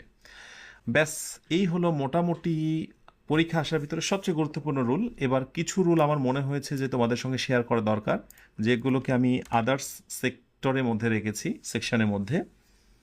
তো প্রথমটা হচ্ছে ইট ইজ 10 PM। আমি 10 PM বলবো না, 10 AM বলি, যে এখন সকাল 10টা, অতএব সূর্য কি করছে? Shines or is shining. পরেরটা ট্রাই করো, ডোন্ট ডিস্টার্ব মি, আমাকে ডিস্টার্ব করো না, I dot dot my homework, কি হবে? আর ইট ইজ টাইম বা it is high time, dot dot বাকি আছে যা তাই। এই তিনটা একটু বোঝাই। তো তোমরা একটা জিনিস মনে রাখবে যে একটা টেন্স কিন্তু অর্থ প্রবাহে অন্য আরেকটা টেন্সকে সাহায্য করে। টেন্স টু টেন্স, অর্থাৎ টেন্স টু টেন্স যখন ভ্যারি করবে তখন একটা টেন্সের অর্থ ডাইভার্ট হয়ে ইনটু আরেকটা টেন্সে রূপান্তর হয়। আর এই রূপান্তরের ক্ষেত্রে তোমরা মনে রাখবে আগেরটা যদি হয় প্রেজেন্ট ইনডিফিনিট, তাহলে পরেরটা ধাক্কা দেওয়ার কারণে এটি গতিশীল একটা অবস্থা প্রকাশ করে এবং তখন সেটা হয়ে যায় প্রেজেন্ট কন্টিনিউয়াস। কিভাবে আমি তোমাদেরকে দেখাচ্ছি। তাহলে টেন্স টু টেন্স অর্থাৎ একটা টেন্স আরেকটা টেন্সকে প্রভাবিত করে, একটা টেন্স আরেকটা টেন্সে পরিণত হয় কিভাবে, সেইটাই যে প্রেজেন্ট ইনডিফিনিট হবে প্রথমটা, তুমি খেয়াল করে দেখো প্রেজেন্ট ইনডিফিনিটিগুলো। সো পরেরটা হবে present continuous. The sun is shining. এখন সকাল 10টা, অতএব এই সময় সূর্য তার আলো ছড়াচ্ছে, কাজটি চলমান। আগের বাক্যটি পরে বাক্যটিকে প্রভাবিত করেছে। একইভাবে ডন্ট ডিস্টার্ব মি, আমাকে ডিস্টার্ব করো না, কারণ এই মুহূর্তে আমি একটা কাজের মধ্যে আছি। আগেরটার সঙ্গে পরে কথার সম্পৃক্ততা। So I am doing my homework. অথচ মজার কথা হলো, এটি আমি একটু অন্য কালার দিই যাতে নজরে পড়ে। অথচ মজার কথা হচ্ছে আমি এই দুইটা বাক্যকে যদি আমি আলাদা করে লিখতাম, ধরো এ একটু বাক্য আর এই হচ্ছে আলাদা বাক্য, একটু মনোযোগ দিয়ে খেয়াল করো ইংরেজির টুইস্ট আসলে কোথায়। আমি বলবো হচ্ছে এই দুইটা বাক্য, আমি এটাকে সামনে রাখি। এবার যদি আমি এই দুইটা বাক্য তোমাদেরকে কারেকশন করতে বলি, তাহলে তোমরা কোন আনসারটা রাইট করবে বলো দেখি। এবার চিরন্তন সত্য কথা, দ্য সান শাইন্স, সূর্য আলো ছড়াচ্ছে, আর আই ডু মাই হোমওয়ার্ক, আমি আমার হোমওয়ার্কটা করি। কিন্তু যখনই এই বাক্যটার পূর্বে আমি একটা টেন্স লাগাচ্ছি প্রেজেন্ট টেন্স, এটার পূর্বে একটা প্রেজেন্ট টেন্স লাগাই দিচ্ছি, তখনই পরে বাক্যটা প্রভাবিত হচ্ছে এবং অটোমেটিক্যালি কন্টিনিউয়াস টেন্সে রূপান্তর হচ্ছে। মনে থাকবে কথাটা। তার মানে চিরন্তন সত্য একটা বাক্য কন্টিনিউয়াসে রূপান্তর হতে পারে যদি আগের বাক্যটা হয় প্রেজেন্ট ইনডিফিনিট। মনে থাকবে? ব্যাস। এরপর নাম্বার 3, সহজ কিন্তু খুব important rule. It is high টাইমের মতো বেশ কিছু কল্পনামূলক বাক্য রয়েছে।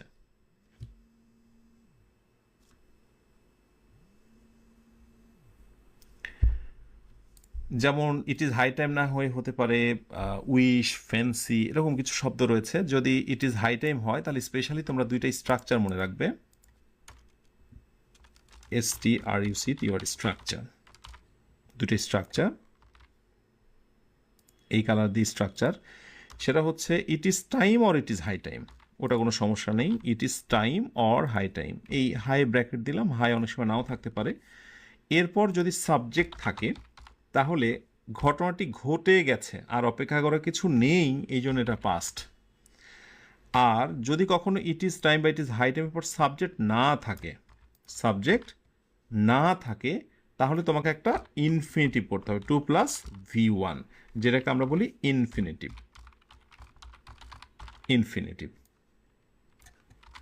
অর্থ দেখো, এটাই উপযুক্ত সময়, অলরেডি সময় পার হয়ে যাওয়াটাকে উপযুক্ত সময় বলা হয় infinitive to do the work. এই যে দেখো, ইট ইজ হাই টাইম, এরপরে 2 + ভার্বের বেস ফর্ম, বাকি অংশ। বাট এই বাক্যটাই যদি এমনভাবে থাকতো, সেম বাক্যটাই it is high time, you দিয়ে দিলাম একটা সাবজেক্ট। এইবার খেয়াল করো, ইট ইজ হাই টাইম, এটাই উপযুক্ত সময়, সাবজেক্ট, তাহলে এবার কিন্তু আমরা পাস্ট টেন্স করে দেব, তখন রাইট উত্তর হয়ে যেত ডিড। ক্লিয়ার? আশা করি ইট ইজ হাই টাইমের বিষয়টা ক্লিয়ার হয়েছে। তো এক্ষেত্রে আমি একটা নোটস তোমাদের দিয়ে রাখি, খুব ইম্পর্টেন্ট, কাছে দিবে। দুইটা শব্দ জাস্ট, একটা হচ্ছে উইশ আর একটা হচ্ছে ফ্যান্সি। এই দুইটা শব্দেরই কাজ হচ্ছে কল্পনামূলক অর্থ প্রকাশ করা এবং এরপরে ভার্বের হয়ে যায় পাস্ট টেন্স। যেমন আমি তোমাদের একটা এক্সাম্পল দিই, আই উইশ অথবা আই ফ্যান্সি, আমি কল্পনা করি বা আমার ইচ্ছা যে আই সলভড দ্য প্রবলেম,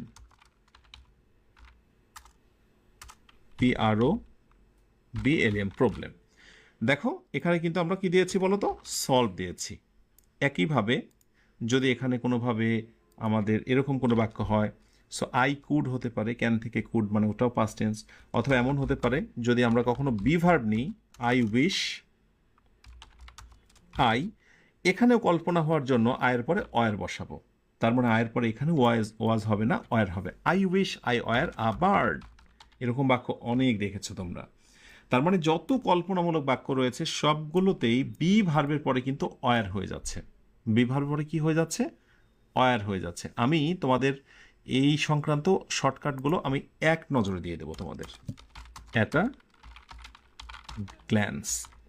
সেটা হচ্ছে ইপের পরে যদি তুমি কখনো সাবজেক্ট পাও, ইপের পরে যদি কখনো সাবজেক্ট পাও, ইজ ইকুয়াল টু হচ্ছে আমি বলবো যে অয়ার। ইফের পরে আমি যেটা দেখালাম সেটা হচ্ছে অ্যাজ ইফ। অ্যাজ ইফের পরে যদি সাবজেক্ট পাও তবুও হচ্ছে সেখানে অয়ার হবে, সরি অয়ার হবে। ওকে। আর যদি তুমি কখনো এই মুহূর্তে যেটা দেখলাম আমরা সেটা হচ্ছে যে উইশ, আই উইশ, এরপর যদি কখনো সাবজেক্ট পাও তাহলে সেখানেও কি হবে? অয়ার হবে। ব্যাস, এই অয়ারের মোটামুটি কয়েকটা জায়গা একটু মনে রেখো, দেখবা বিভিন্ন প্রতিযোগিতামূলক পরীক্ষাতে বিভিন্ন জায়গাতে লেখার ক্ষেত্রে ঘুরে ফিরে এই জিনিসগুলো তোমাকে ব্যবহার করতে হয়, কারণ এগুলো দ্বারা মূলত ইমাজিনারি ইভেন্টকে মিন করে, কল্পনামূলক। এগুলো বাস্তব নয়, এগুলো আনরিয়েল। যদি আমি তোমার মতো হতাম, যদি আমি তোমার মতো হতাম। ঠিক আছে? ওকে, সো এই হচ্ছে মোটামুটি রুল। সবশেষে একটা বোনাস রুল দিয়ে দিই, যেটা জানাশোনা রুল, বাট সবশেষে আমার কথা ছিল যে আমি তোমাদেরকে শেষ দিন ক্লিয়ার করে দেব যে প্রেপোজিশনের যে ব্যাপারটা, প্রেপোজিশন যতগুলো আছে সবগুলো আমি সংক্ষেপে অল লিখলাম। তো সবগুলো প্রেপোজিশনের ডিমান্ড হচ্ছে যে আমাদের পরে ভার্বের সঙ্গে কি হয়ে যাবে? ভার্বের সঙ্গে আইএনজি হবে। আইএনজি হলে তার নাম কি হবে? জিরেন্ড হবে। জিরেন্ডটা কোন পার্টস অফ স্পিচ? নাউন। ব্যাস, এটা হচ্ছে 1 নাম্বার রুল, এটা আমি মনে রাখবো। প্রেপোজিশন। ঠিক আছে, এখানে আমি একটু রেড করে দিই। ঠিক আছে, টিআইওএন। হ্যাঁ, সকল প্রেপোজিশনের পরে ভার্বের সঙ্গে আইএনজি, এবং এটা হলে সেটা হয়ে যায় জেরান্ড। এরপর নাম্বার 2, যদি কোথাও টু বসে, মনে রাখবো আমরা, যদিও এখানে প্রেপোজিশনের ভিতরে কথাটি বলাই ঠিক নয়, কারণ টু এর পরে হয়ে যায় ভার্বের বেস ফর্ম। টু এর পরে ভার্বের হয়ে যায় কি? Base form. এই কথাটা মনে রাখা খুব জরুরি। সকল প্রেপোজিশনে পরে ভার্বের সঙ্গে আইএনজি, কিন্তু শুধুমাত্র প্রেপোজিশন টু এর পরে ভার্বের বেস ফর্ম। তবে এইখানে প্রেপোজিশন টুটাকে যে আমরা টু বলি, সেই জায়গা থেকে আজকে আমরা বের হয়ে আসব। কারণ আমি কেন বলছি আমি সেটা পরে বলছি তোমাদের। কিন্তু আরেকটা রুল তোমাদেরকে আমি বলি, সেটা হচ্ছে যদি এমন কিছু শব্দ তোমরা দেখতে পাও যেগুলোর সাথে আমি বলবো যে ওয়ার্ড অথবা ওয়ার্ডস প্লাস টু যুক্ত রয়েছে, এই কথাটা মনে রাখবে, ওয়ার্ড বা ওয়ার্ডস প্লাস টু। যেমন আমি দু একটা উদাহরণ দিয়ে বলি, যেমন with a view to, with a view to, এর সঙ্গে টু লাগানো। আবার যদি বলি look forward to, look forward to, look ফরওয়ার্ডের সঙ্গে টু লাগানো। এরপরে কিছু ওয়ার্ড তুমি দেখতে পাবে, যেমন অ্যাডিক্টেড টু, আসক্ত। এরপর ডেডিকেটেড টু, ডেডিকেটেড টু, উৎসর্গিত, ডেডিকেটেড টু। ওকে, এরপরে ধরো আমি বললাম incline to, use to, devoted to, এরকম অনেক শব্দ, অ্যাকস্টম টু, কমিটেড টু, অনেক শব্দ রয়েছে, কমিটেড টু। এই শব্দগুলোর পরে যদি কখনো টু থাকে তবে এইবার কিন্তু ভার্বের সঙ্গে আইএনজি হয়ে যাবে। এবার ভার্বের সঙ্গে কি হবে? আইএনজি হবে। ঠিক আছে, এই জাস্ট প্রেপোজিশনের 3টা রুল একটু ভালো করে মনে রেখো। সো বোনাস দিলাম, এবার একটু টেস্ট দিয়ে আজকের আলোচনাটা শেষ করব। সবশেষে ভালো করে আনসারগুলো দেবে, কারণ শেষ ভালো যা সব ভালো তার, এমন বিশ্বাস রেখে আমরা ক্লাসটা শেষ করতে চাই। তাহলে বলো দেখি কি হবে, যে we all went to the place, PLA, place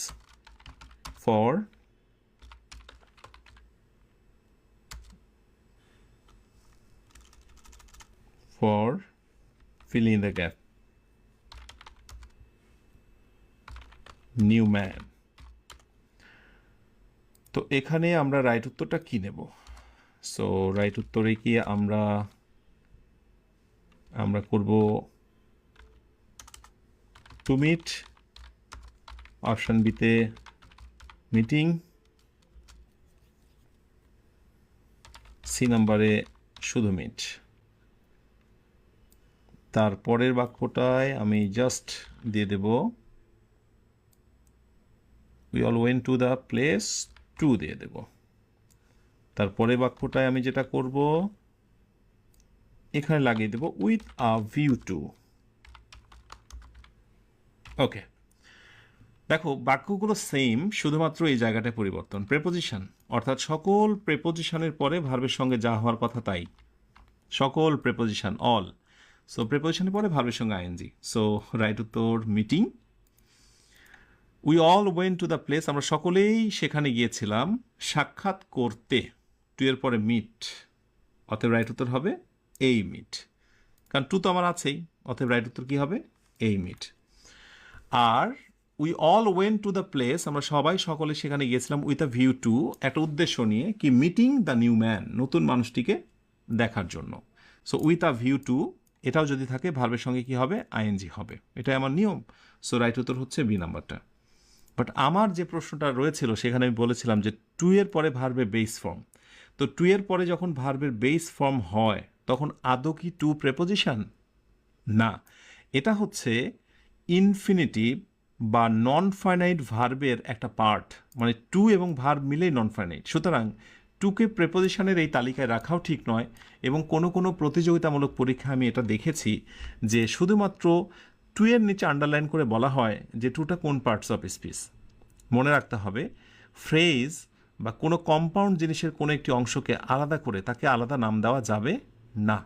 তো সেক্ষেত্রে টু মিট আন্ডারলাইন করতে হলে টু মিট একসাথে করতে হবে, শুধু টু এর নিচে আন্ডারলাইন করে জিজ্ঞাসা করা যাবে না। যারা অ্যাডভান্স লার্নার রয়েছে তারা হয়তো বা আমার কথা বুঝতে পারছো, আর যারা বেসিক লার্নার আছো তারা জাস্ট শিখে রাখো এটাই যে টু এর পরে ভার্বের বেস ফর্ম থাকলে একসাথে তার নাম ইনফিনিটিভ, এই দুইটাকে আলাদা করে বলা যাবে না যে টু এর নাম কি আর মিটের নাম কি। ওকে, সো এই হচ্ছে বিষয়। শেষ করছি মূলত আজকের আয়োজনটি ইনশাআল্লাহ।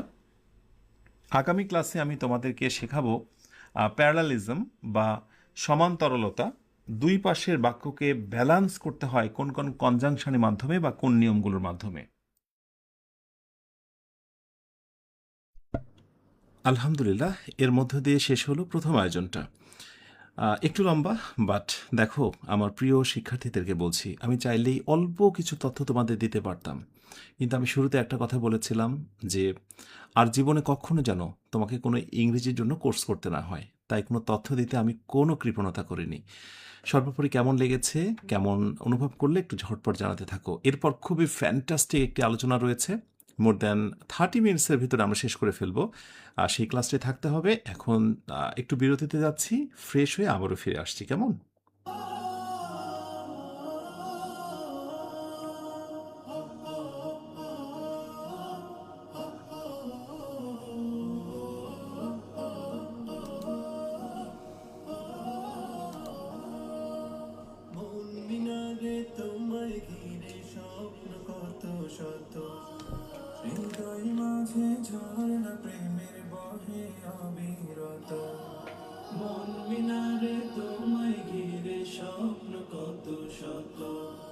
হৃদয় মাঝে ঝর্ণা প্রেমের বহে অবিরত, তুমি আমার ভালোবাসার সিরাজ মনিরা, সাল্লি আলা দুরুদ জপে হই যে আত্মহারা, সাল্লি আলা দুরুদ জপে হই যে আত্মহারা, সাল্লি আলা সাল্লি আলা সাল্লি আলা সাল্লি আলা সাল্লি আলা সাল্লি আলা সাল্লি আলা সাল্লি আলা সাল্লি আলা সাল্লি আলা সাল্লি আলা সাল্লি আলা। পৃথিবী জুড়ে ছিল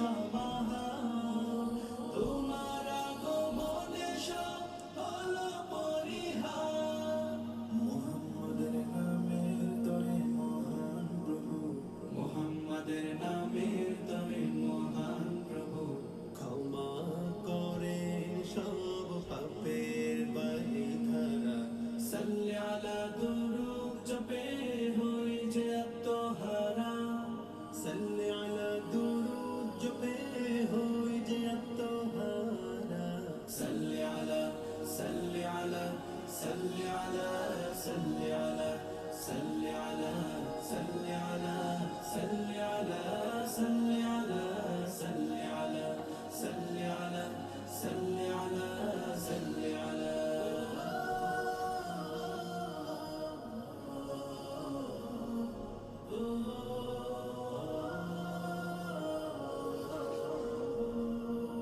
মদিনার ওই মাটি জড়াতে একবার সালাম জানাতে পাশে তার রওজা মদিনার ওই মাটি জড়াতে একবার সালাম জানাতে পাশে তার রওজা জীবনের শুরু থেকে একে তার ছবি জীবনের শুরু থেকে একে তার ছবি বিরহ নলে বয়ে যায় অশ্রুধারা সাল্লি আলা দুরূদ জপে হই যে আত্মহারা সাল্লি আলা দুরূদ জপে হই যে আত্মহারা সাল্লি আলা সাল্লি আলা সাল্লি আলা সাল্লি আলা সাল্লি আলা সাল্লি আলা সাল্লি আলা সাল্লি আলা সাল্লি আলা সাল্লি আলা সাল্লি আলা সাল্লি আলা আলহামদুলিল্লাহ, ওয়েলকাম ব্যাক। ফিরে আসলাম ছোট্ট বিরতি পর। আমার প্রিয় শিক্ষার্থী, কলিজার টুকরো শিক্ষার্থীদের বলবো, আর খুব বেশি দিন না, মাত্র কয়েকটা দিন থেকে যাও, তৃপ্তি নিয়ে ক্লাস করো, মায়াময় এই আয়োজনের সাথে লেগে থাকো। এভাবে করে আর হয়তোবা এই আয়োজনে যুক্ত হতে পারবে না। যতটা সময় আছে মনে করো এটা তোমার জীবনের এক পরম প্রাপ্তি। যা শুনেছ, যা দেখেছ, এগুলোকে জাস্ট রিভিশন করতে থাকো। আর হ্যাঁ, এটা জানিয়ে রাখি, আগামীকাল বৃহস্পতিবার, তারপরে তো শুক্রবার, তাই না? শুক্রবারের পর যে শনিবার রয়েছে, সেই শনিবারে একটা এক্সাম হবে। সো এখন বলে দিই তোমাদের যে 15 নাম্বার লেকচার থেকে একেবারে 20তম লেকচার, মানে যেটা আগামীকাল অনুষ্ঠিত হবে, 15 থেকে 20তম ডে পর্যন্ত রিভিশন শুরু করে দাও। শনিবারে একটা জম্পেশ পরীক্ষা হবে, সো প্রিপারেশন এখন থেকে শুরু করে দাও। আর একটু হাত গোনো তো, আর কয়টা ক্লাস রয়েছে আমাদের, এবং সেটা অনুযায়ী ভাবো তো আমাদের বিদায় অনুষ্ঠান কবে হতে চলেছে। খুব বেশি দিন না। সো এইগুলো মনে করতে করতেই কেমন যেন মনটা এখনই খারাপ হতে লাগে। আচ্ছা, আমরা ক্লাসটি শুরু করছি। এই ক্লাসটা খুব বেশি সময় না, খুবই অল্প সময়ের ক্লাস। আমি তোমাদেরকে জাস্ট বলবো যে যতটুকু সময় আছে শেষ পর্যন্ত থাকতে চাই ইনশাআল্লাহ। ডেফিনেটলি একটু কমেন্টে তোমরা ইনশাআল্লাহ বা ইয়েস লিখে দাও। মনে মনে ইনশাআল্লাহ বলো, কমেন্টে একটু ইয়েস লিখে দাও। তাহলে শুরু করছি দ্বিতীয় ক্লাসটা, ভেরি ভেরি ইম্পর্টেন্ট, এবং এই ক্লাসটা শেষ করতে হবে মনোযোগের সাথে। Let's get started. প্যারালালিজম, যার বাংলা অর্থ হচ্ছে সমান্তরালতা, ভেরি ভেরি ইম্পর্টেন্ট একটা টপিক। এই জিনিসটাকে আরেকটি জিনিসের সঙ্গে তুলনা করা যায় গ্রামারে, সেটিকে বলা হয় সেন্টেন্স কারেকশন। সো আমি এখানে লিখে দিলাম, এখানে আমি একটু অন্য কালার করে লিখে দিই সেন্টেন্স কারেকশন। সেন্টেন্স কারেকশন যে কোনো পরীক্ষা, প্রতিযোগিতামূলক পরীক্ষা বা আমি যেটার কথাই বলি না কেন, সেখানে কিন্তু এখান থেকে প্রশ্ন থাকেই, প্যারালিজম বা সেন্টেন্স কারেকশন। সো আজকে আমরা মোস্ট ইম্পর্টেন্ট কিছু সেন্টেন্স কারেকশন নিয়ে কথা বলবো। তো এই মুহূর্তে আমরা একটা বেসিক টেস্টে আসব, তবে সেই টেস্টটা একটু অন্য ধরনের। আমি কিছু একটা লিখব, তোমরা সেই লেখার মধ্যে ভুল খুঁজে বের করবে, আমি কোথায় ভুল লিখেছি। ধরে নাও যে আমি যে লেখাটা লিখছি একজন বিগিনার লেভেলের শিক্ষার্থী সেটাই লিখতে চায়, ঠিক এমনই বাক্যগুলো সে লেখে, সে বোঝে না কোন ভুলগুলো সে করে ফেলেছে। আমরা বাক্যের মধ্যে থেকে সেই ভুলগুলোকে শনাক্ত করব, কেমন? আচ্ছা, তো একটু তোমাদের কাজ হচ্ছে এখন এরর, মানে যেগুলো ভুল রয়েছে, ভুলগুলো চিহ্নিত করা আছে। আমি শুরু করছি একটা টেস্ট। ওয়ান্স, একদা, রাইট, ওয়ান্স আপন আ টাইম, যেটা অ্যাজ ইউজুয়াল আমরা বলি একদা, কোনো এক সময়, দেয়ার ওয়াজ আ ক্যাট, এক বিড়াল ছিল, হু লাইকড, ওকে। সো আমরা কেন আসলে হু দিলাম, ব্যক্তির জন্য হু বসে, আমরা ক্যাট ইউজ করেছি, তারপরেও কেন হু দিলাম, এটা নিয়ে অনেকে প্রশ্ন থাকতেই পারে। তো সেটা নিয়ে আমি আলোচনা করব, একটু ওয়েট করো। তাহলে there was a cat who like to chase, like to chase mice, পরে আমি বাংলা বলবো, অ্যান্ড ইটিং ফিশ। তোমাদের কাজ হচ্ছে বাক্যগুলো দেখা এবং ভুল চিহ্নিত করা। এরপরে বলা হলো দ্য ক্যাট, ওই বিড়ালটি কেমন ছিল, the cat was very fast, খুবই দ্রুত গতিসম্পন্ন ছিল, অ্যান্ড ইট অলসো, বারবার বলছি তোমাদের কাজ হচ্ছে ভুলগুলো চিহ্নিত করা, and it also like to sleep, sleep all day, আর এটা সারাদিন ঘুমাতো, এই বিড়ালটা সারাদিন ঘুমাতো। একদিন কি হয়েছে জানো, একদিনকার কথা বলি।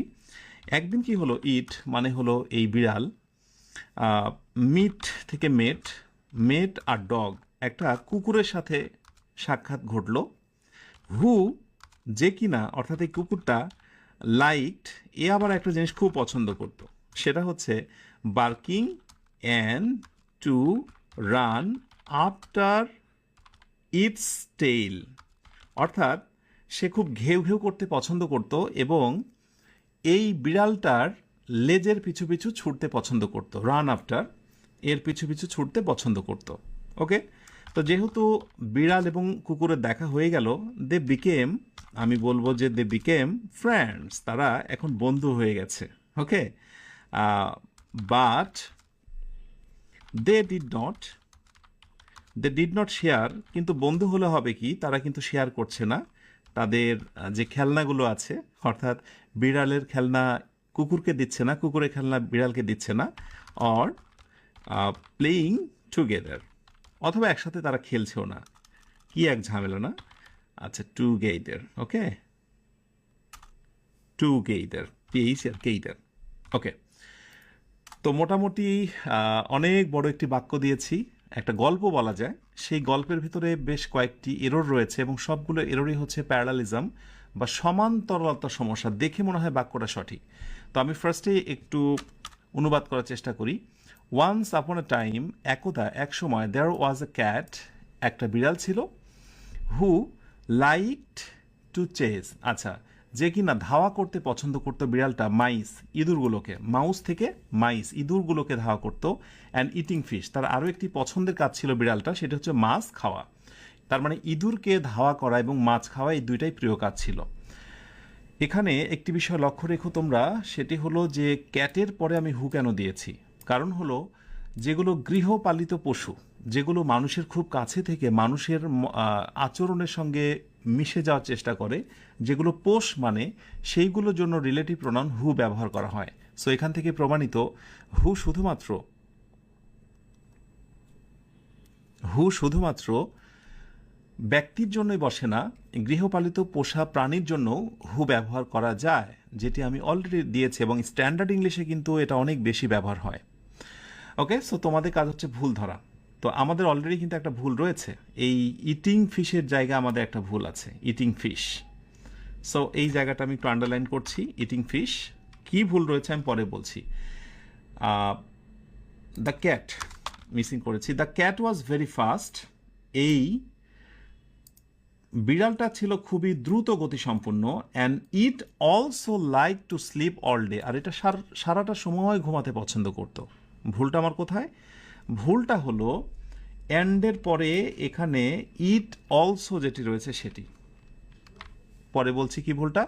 ওয়ান ডে, একদিন কি হলো, ইট মেট আ ডগ, একদিন একটা কুকুরের সঙ্গে সে সাক্ষাৎ করলো, হু লাইক বার্কিং, যে কুকুরটা ঘেউ ঘেউ করতে পছন্দ করে, অ্যান্ড টু রান আফটার, এবং এখানে একটা ভুল, আফটার ইটস টেইল, অর্থাৎ বিড়ালের লেজের পিছু পিছু ছুটতেই যে কুকুরটা বেশি পছন্দ করে, এটা একটা ভুল। দে বিকেম ফ্রেন্ডস, তারা বন্ধু হয়েছিল, but they did not share to toys or playing together, এখানে আরও একটি ভুল, তারা একে অপরকে খেলনাগুলো শেয়ার করতো না এবং একসাথে খেলতো না, এই জায়গায় একটা ভুল রয়েছে।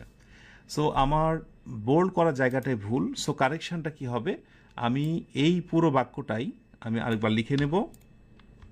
ওকে, আর যে যে জায়গায় ভুল এবার একটু নজর দাও। এন্ডের পূর্বে আমরা যদি বলি যে টু চেজ মানে ধাওয়া করা, তাড়া করা, ঠিক আছে, টু এর পরে ভার্বে কি হয়েছে বলো তো, বেস ফর্ম হয়েছে। সুতরাং এন্ডের পরেও হবে ভার্বের বেস ফর্ম, অর্থাৎ এখানে ইটিং হবে না, এখানে হবে ইট ফিশ, শুধু কারেকশন হচ্ছে ইট ফিশ। সো আমি একটু মার্কিং করে দিই। এখন অনেকে প্রশ্ন আসতে পারে যে অ্যান্ডের পূর্বে টু চেজ রয়েছে, তাহলে এখানে কি টু ইট হবে না? নো, এটা মনে রেখো তোমরা যে অ্যান্ড বাট অর এর আগে পরে সমজাতীয় সাবজেক্ট হলেও বিলুপ্ত হয়, সমজাতীয় প্রেপোজিশন হলেও বিলুপ্ত হয়, সমজাতীয় মডাল ভার্ব হলেও বিলুপ্ত হয়। তাহলে আমি ছোট্ট একটা নোট লিখে দেবো, নোটটা করে নেবে তোমরা। অ্যান্ড, বাট এবং অর এইগুলো যদি কোথাও থাকে তাহলে এলিমিনেট হয়ে যায়, বাদ হয়ে যায় কি কি বলো তো? প্রেপোজিশন বাদ হয়ে যায়, মানে প্রেপোজিশন ডাবল থাকলে পরেরটা দিতে হয় না, যদি মডাল ভার্ব থাকে তাহলে পরেরটা দিতে হয় না, এবং আরেকটি কি বললাম, প্রেপোজিশন, মডাল ভার্ব, এবং আরেকটি কি বললাম, আচ্ছা, প্রেপোজিশন বসবে না, মডাল ভার্ব হলে বসবে না, এবং সমজাতীয় যদি সাবজেক্ট হয়, রাইট, সমজাতীয় সাবজেক্ট যদি হয় তাহলে সেইগুলো কি হবে, বসবে না, নো রিপিট, অর্থাৎ ডাবল এগুলো বসবে না, এই কথাটা মনে রেখো, শুধু একবার বসবে। সো টু চেজ একবার বসেছে, তাই এখানে টু ইট ফিশ হবে না। আমি এমন অনেক শিক্ষার্থীকে দেখেছি যে বেশিরভাগ ক্ষেত্রেই দেখা যায় যে এই ধরনের ভুলগুলো করে ফেলে, এন্ডের আগেও যায়, এন্ডের পরেও তাই। তো বুঝতে হবে কোন কোন জিনিসগুলো বেসিকলি বসে না। প্রেপোজিশন, হ্যাঁ, প্রেপোজিশন, মডাল ভার্ব এবং সাবজেক্ট এগুলো নো রিপিট, অর্থাৎ ডাবল বসে না। আচ্ছা, ফিশটাকে আমি বোল্ড নাও করতে পারি, কারণ এ তো ফিশ তো ঠিকই আছে, তাই না? আচ্ছা, ঠিক আছে। আচ্ছা, এরপরে the cat was very fast, বিড়ালটা খুবই দ্রুতগামী ছিল, অ্যান্ড ইট অলসো লাইট, এই তো বললাম অ্যান্ড বাট অর যদি কোথাও থাকে তার আগে পরে সমজাতীয় সাবজেক্ট বসে না। তুমি কি জানো দ্য ক্যাট মানেই ইট, অর্থাৎ ওই বিড়ালটিকেই বোঝানো হয়েছে। Okay, so the cat was very fast and also light, আমি এখানে শুধু অলসোটা রাখবো, বাট ইট রাখবো না। এখানে অলসো রাখতে পারি, সমস্যা নেই, কিন্তু ইট রাখবো না, কারণ সমজাতীয় সাবজেক্ট একই জিনিসকে বোঝানোর জন্য আমি পরবর্তীতে কিন্তু সেটা দেবো না। অবশ্য এই জাতীয় বাক্য তোমরা জীবনে অনেকবার দেখেছো, হি is poor but he is honest. তো তোমরা অনেকে বলবে যে স্যার এই বাক্যটা দেখিনি, আমরা যে বাক্যটা দেখেছি সেটা হচ্ছে হি ইজ পোর বাট অনেস্ট। তো এখানে তুমি খেয়াল করে দেখো মাঝখানে বাট রয়েছে, এবং আমরা একটু আগে বললাম যে অ্যান বাট অর যদি কোথাও থাকে এবং তার আগে পরে যদি সমজাতীয় সাবজেক্ট হয় তাহলে দ্বিতীয় সাবজেক্টটা বাদ যাবে, তাই বাদ যাবে। আর সমজাতীয় যদি বি ভার্ব হয়, এখানে মডাল ভার্ব আমি সাথে আরেকটি যুক্ত করব, বি ভার্ব। ওকে, সো সমজাতীয় মডাল ভার্ব এবং যদি বি ভার্ব কোথাও থাকে সেটিও বাদ চলে যায়। আর যার কারণেই সেই যে শুরু করেছে এই বাক্যটা শুনতে, he is poor but honest, এখনও তার পরিবর্তন হয়নি, he is poor but honest. আশা করি লেখার ক্ষেত্রে এই বিষয়গুলো খুব খুব করে মনে রাখবে। The cat was very fast and also like to sleep all day, সারাদিন ঘুমাতে পছন্দ করতো সেই বিড়ালটা। One day it meet a dog who like two barking and to run, ভুলটা কোথায়, অ্যান্ড রয়েছে, অ্যান্ডের আগে কি রয়েছে বলো তো? অ্যান্ডের আগে হচ্ছে বার্কিং, সো সে বার্কিং করতো এবং ছুটতে পছন্দ করতো পিছু পিছু, সমজাতীয়, so barking and running. Okay, অ্যান্ডের আগে পরে সমজাতীয়, বার্কিং অ্যান্ড রানিং, একই ধরনের, একই pattern. After its tail they became friends, তারা বন্ধু হয়ে গেল, but they didn't share toys or playing. দেখো ডিড নট, ডিডের পরে ভার্বের বেস ফর্ম, এটা তোমরা প্রত্যেকেই জানো, ডিডের পরে ভার্বের base form past indefinite tense, so অরের পরেও এই ভার্বের বেস ফর্ম রাখতে হবে, সো এখানে প্লেইং নয়, এখানে দিতে হবে প্লে। তাহলে এবার একটু নোটিস করো ভুলটা আমার কোথায়, ইট, অলসো, রানিং এবং প্লেইং। সো ঝটপট করে একটু কমেন্টে জানাও চারটা জায়গায় ঠিকঠাক ভুল মানে চিহ্নিত করতে পেরেছো কিন্তু লিখতে পারোনি সেটা, অথবা ভুল ধরতেও পেরেছো এবং লিখতেও পেরেছো যারা, একটু কমেন্টে জানাও। ওকে, আমি কমেন্টে নজর রাখছি। তার সাথে সাথে আরেকটু আমরা সামনে এগোই। এখন আমরা যেহেতু প্যারালিজমের কথা বলছি, সমান্তরালতা, কোন কোন রুলসগুলো বেশি বেশি ইম্পর্টেন্ট সেইগুলো আমরা এক নজর একটু দেখে নেব। Very very important. Some important tips. Number 1, এই ধরনের একটা ভুল তোমরা পাবে, ইনকারেক্ট বাক্য প্রথমটা, আর আমি এরপরে কারেক্টটা লিখব। So doctor Rahman is a researcher. Doctor Rahman হচ্ছেন একজন গবেষক, প্রফেসর, উনি একজন professor, and knowledgeable. Just feel করো ভুলটা কোথায় রয়েছে। ইয়েস, ভুল ধরতে পেরেছ? অ্যান্ড, বাট, অর, এই সূত্রটা একটু মনে রাখতে হবে। আমি এখানে ছোট্ট করে একটা নোট দিয়ে দিই। নোটটা আমি এই কালার দিই। সো এই নাম্বার নোটটাই হলো তোমাকে দুইটা শর্ত মনে রাখতে হবে, অ্যান্ড এবং অ্যান্ডের মতো কাছাকাছি অর্থ দিবে অ্যাজ ওয়েল অ্যাজ। অ্যান্ড এবং অ্যাজ ওয়েল অ্যাজ তুমি যদি পাও তাহলে দুই পাশে হবে সমান সমান, প্যারালালিজম। তো সমান সমান মানে কি একটু আমরা দেখি। এই হচ্ছে অ্যান্ড, নজর দাও, অ্যান্ড, অ্যান্ডের আগে article plus noun, article plus noun, অতএব পরেও হবে আর্টিকেল প্লাস নাউন। কিন্তু কি ভুল বলো তো, নলেজেবল শব্দটি কিন্তু অ্যাডজেক্টিভ। সো আমাকে নাউন করতে হবে এবং তার আগে আর্টিকেল দিতে হবে। So doctor Rahman is a researcher, professor, and, আমি এটুকু রাখবো। আর এই যে নলেজেবলের যে জায়গাটা দেখছি এইখানে আমরা বলবো, সো কি বলতে পারি, নলেজেবল যার জ্ঞান রয়েছে তাকে আমরা বলবো স্কলার। স্কলার, জ্ঞানী, ঠিক আছে, বিদ্বান। অর্থ অনুযায়ী কিছু একটা বসাও, বাট তোমাকে অবশ্যই প্যারালাল করতে হবে। সেখান থেকে এসেছে প্যারালালিজম বা সমান্তরালীকরণ। ক্লিয়ার? মাশাআল্লাহ।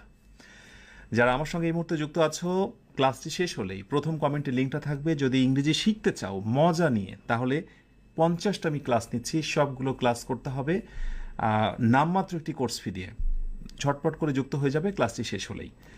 সেখানে সমস্ত ক্লাসগুলো সাজানো গোছানো রয়েছে। এবার আসো নাম্বার 2। ডিউরিং ভ্যাকেশনস, ছুটির সময়, I prefer to visit museums or reading novels. ছুটির সময়গুলোতে আমি জাদুঘর বেড়াতে পছন্দ করি এবং উপন্যাস পড়তে পছন্দ করি। ভুলটা আমার কোথায়? অ্যানি অ্যাজাম্পশন, ভুলটা কোথায়? Yes, and, but, or. So আমরা এখানে স্পেশালি নোট করব দুইটা শব্দ। অ্যান্ড দিয়েছি, এবার দেবো হচ্ছে বাট এবং অর। যদি বাট এবং অর কোথাও থাকে তাহলে এখানে সেখানে নজর দিতে হবে এবং আগে পরে খেয়াল করতে হবে। প্রেফার টু, এরপরে ভার্বের বেস ফর্ম, তুমি একটু খেয়াল করো, বেস ফর্ম, তারপরে হচ্ছে নাউন। সুতরাং এখানে পার্টিসিপল প্লাস নাউন এরকম করা যাবে না, বা জিরান প্লাস নাউন করা যাবে না। সো এখানেও আমার রিডিংয়ের পরিবর্তে আমি পুরো বাক্যটা একটু লিখি। ওকে, সো এই জায়গাটা আমার ভুল, ভুলের জায়গাটা আমি রেড করলাম, অ্যান্ড আফটার দ্যাট সেখানে আমি কারেকশন করি। ওকে, সো এই রিডিংয়ের জায়গাতে হবে রিড, অ্যান্ড, বাট, অর, আগে পরে সমজাতীয়। দেখো এবার কিন্তু সমজাতীয়। ক্লিয়ার? ব্যাস, পারবে তো বটেই, কিন্তু এখন ধরতে পারছো কিনা বা ভুলের জায়গা নজর পড়ছে কিনা এটি গুরুত্বপূর্ণ বিষয়। নাম্বার 3তে এসো। ইন সায়েন্টিফিক এক্সপেরিমেন্টস, অর্থাৎ বৈজ্ঞানিক পরীক্ষার ক্ষেত্রে, to observe carefully is more crucial, অর্থাৎ ভালো করে পর্যবেক্ষণ করাটা খুবই গুরুত্বপূর্ণ দেন কালেক্ট ডেটা কুইকলি, অর্থাৎ তথ্য সংগ্রহের থেকে পর্যবেক্ষণ করাটা সায়েন্টিফিক এক্সপেরিমেন্টের ক্ষেত্রে গুরুত্বপূর্ণ। সো এখানে আমরা মূল ফোকাসটা দেব যে শব্দের প্রতি, সেটি হচ্ছে দেন। সো এই নোটটা একটু মাথায় রাখতে হবে, সেটি হচ্ছে দেন। যদি কোনো বাক্যতে তুমি দেন দেখতে পাও অথবা দেন ব্যবহার করে কোনো বাক্য লিখতে চাও, তাহলে দুই পাশে ব্যালান্স করতে হবে তোমাকে, দুই পাশে ব্যালান্স করতে হবে। তাহলে এখানে আমরা কি বলবো? ইন সায়েন্টিফিক, ভুলটা কোথায়? দেন। কালেক্ট, ভুলটা কোথায়? টু প্লাস ভার্বের বেস ফর্ম প্লাস হচ্ছে অ্যাডভার্ব। ওকে, তাহলে এখানেও আমার হবে টু প্লাস ভার্বের বেস ফর্ম প্লাস হচ্ছে অ্যাডভার্ব। সো অবশ্যই আমাকে করতে হবে in scientific experiments more crucial than, এই পর্যন্ত আমি রাখবো। দেনের পরে আমি দেব টু, তার মানে দেনের আগে ভার্বের যে অবস্থা, ওকে, দেনের পরেও ভার্বের সেই অবস্থা আমাকে করতে হবে। সো রাইট উত্তর হচ্ছে than to collect data quickly, to collect data quickly. বুঝতে পেরেছ? না বোঝার কিছু নেই, একটু চোখ কান খোলা রাখো তাহলে এনাফ। আগের ক্লাসগুলো কোথায় পাবো? আমি তো বলছি আগের ক্লাসগুলো সাজানো রয়েছে, যুক্ত হয়ে যাও। নিচের কমেন্টে, প্রথম কমেন্টে লিঙ্ক থাকবে, ভর্তি লিঙ্কটা। নাম্বার 4-এ আসো। Learning a new language is similar to play a musical instrument, অর্থাৎ একটি নতুন ভাষা শেখা হচ্ছে অনেকটা নতুন বাদ্যযন্ত্র বাজানোর মতো। ভুলটা কোথায়, কোন জায়গায় আমরা নজর দেব? এইখানে আমরা যে নোটটা পাবো সেই নোটটা হচ্ছে যদি বি ভার্ব অথবা অনেক সময় be verb plus similar to, এই দুইটা জিনিস তুমি কোথাও দেখতে পাও। এই নোটটা আমি পেইড ব্যাচে আমি দিয়ে দেবো, সেখান থেকে তোমরা নোটসটা করে নিও। একই সাথে লেকচার শোনা এবং নোটস করা, এই দুটা জিনিস অনেক বেশি কঠিন। সো বি ভার্ব কোথাও যদি পাও অথবা বি ভার্ব বা সিমিলার টু, তাহলে অবশ্যই আমি খুব সিরিয়াস হয়ে যাব। সো আমি সিরিয়াস হলাম এই জায়গাটায়।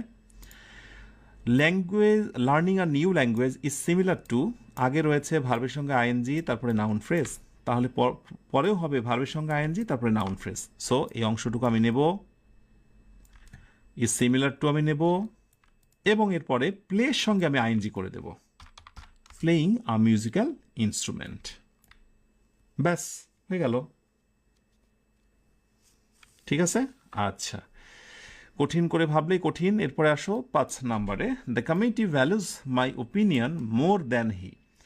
আচ্ছা, আগেরটায় আমরা পেয়েছিলাম হলো শুধুমাত্র দেন, এবার হলো মোর দ্যান থাকবে। যদি কোনো বাক্যতে মোর দ্যান থাকে সেখানেও আমরা প্যারালালিজম বা সমান্তরলতার নিয়মটা ফলো করব। সো এখানে আমরা আসি, মোর দ্যান নিলাম। সো এই পাশে আমরা একটু খেয়াল করে দেখি, the committee values my opinion more than he, অর্থাৎ তার থেকে কমিটি আমার মতামতকে বেশি মূল্যায়ন করে। কমিটি তার থেকে আমার মতামতকে বেশি মূল্যায়ন করে। এখানে ভুলটা কোথায় বলো তো? ভুলটা হচ্ছে আমার মতামতের সাথে একজন ব্যক্তিকে তুলনা করা হয়েছে। তুলনা হবে ব্যক্তির সাথে ব্যক্তি, অথবা ব্যক্তির আচরণের সঙ্গে আরেক ব্যক্তির আচরণ। তো এখানে যেহেতু আমি বলেছি মাই ওপিনিয়ন, তাহলে আমার এখানে লেখা উচিত ছিল যে হিজ ওপিনিয়ন, তাহলে তো রাইট হতো। আর সে কারণেই বলা হচ্ছে the committee values my opinion more than, এরপরেও আমি সমান্তরাল করব, সেটি হচ্ছে দেন। দেন কি বলতো? হিজ ওপিনিয়ন, হিজ ওপিনিয়ন, অর্থাৎ পজেসিভ প্লাস নাউন, এখানেও পজেসিভ প্লাস হচ্ছে নাউন। এখন পজেসিভ যদি না জানো, আজকের এই ক্লাস দেখে অবাক হয়ে যাও, মন ভেঙে যায়, তাহলে বলবো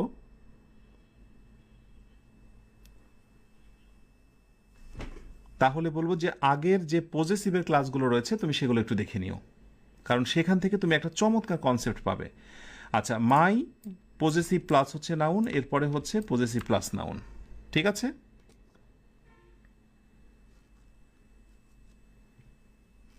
ওকে, ব্যাস। সো আমাদের মোর দ্যানের দিকে, আচ্ছা আচ্ছা, মোর দ্যান, এখানে দ্যানটা আমার মিসিং হয়েছে। ঠিক আছে, মোর দ্যান।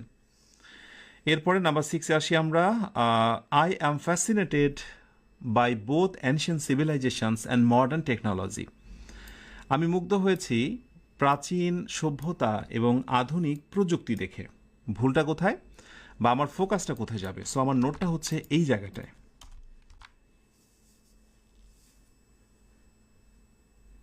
সো এইখানে আমরা নজর যেখানে দেব সেটি হচ্ছে বোথের জায়গায়।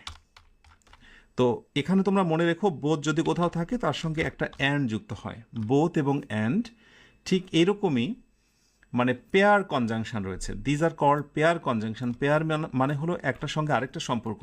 তো এই পেয়ার কনজাংশনের ক্ষেত্রে বেশ কয়েকটি কনজাংশন রয়েছে, যেমন বোথ ডট ডট অ্যান্ড, এরপরে জানাশোনা শব্দ either dot dot or, neither dot dot নর, তারপরে আরেকটি রয়েছে not only dot dot but also. এরা যদি কোথাও বসে একটা, তাহলে তারপরে আরেকটা বসবে এবং আগে এবং পরে সমান্তরাল হবে, সমান সমান হবে। So I am fascinated by both ancient civilizations, both রয়েছে এবং অ্যান্ড রয়েছে। ওকে, সো বোথ এবং অ্যান্ড, ব্যাস এই তো কোটা পরিপূর্ণ। সো কোটা পরিপূর্ণ হয়েছে, এখন আমাকে শর্তটা মেলাতে হবে। বোথের পরে অ্যাডজেক্টিভ প্লাস নাউন, এবং এমন একটা নাউন যে নাউনটা হয়েছে প্লুরাল। খেয়াল করে দেখো, এমন একটা নাউন, সেই নাউনটা plural. Adjective plus noun, so adjective, noun এই পাশের নাউন। কিন্তু সমস্যা হলো এই নাউনটা প্লুরাল, কিন্তু এই নাউনটা আমার প্লুরাল হয়নি। সো দাড়িপাল্লার মতো দুই পাশে সমান হয়নি, সেই জন্য ডেফিনেটলি আমরা এইটাকে প্লুরাল করে ফেলবো। So technologies, GIES, technologies. I am fascinated by both ancient civilisations and modern technologies. Clear? আশা করি বুঝে নিয়েছো মৌলিক রুলস। এখন কিছু কিছু ক্ষেত্রে তোমরা এক্সেপশন দেখতে পেতে পারো। যেমন আমি যদি তোমাদেরকে বলি, ফার্স্ট একটা টেস্ট দিই এবং বলি যে ভুলটা কোথায়, ফাইন্ড আউট দ্য এরর। আমি যদি বলি he enjoys singing and to dance,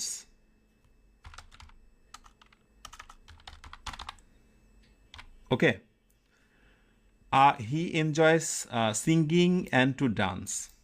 তো আমি অপশান হিসেবে বললাম সিঙ্গিং অ্যান্ড ডান্সিং। পরীক্ষা ঠিক এভাবেই থাকবে, যে কোনো প্রতিযোগিতামূলক পরীক্ষায় he enjoys to sing and to dance, এরকম কিছু একটা। তো অপশান হিসেবে আমি A, B এবং C দিলাম। চারটা অপশান দেবো না, ঝটপট করে একটু কমেন্টে জানাও যে তোমার কাছে সম্ভাব্য রাইট আনসার কোনটা মনে হচ্ছে। দ্রুত জানাতে হবে।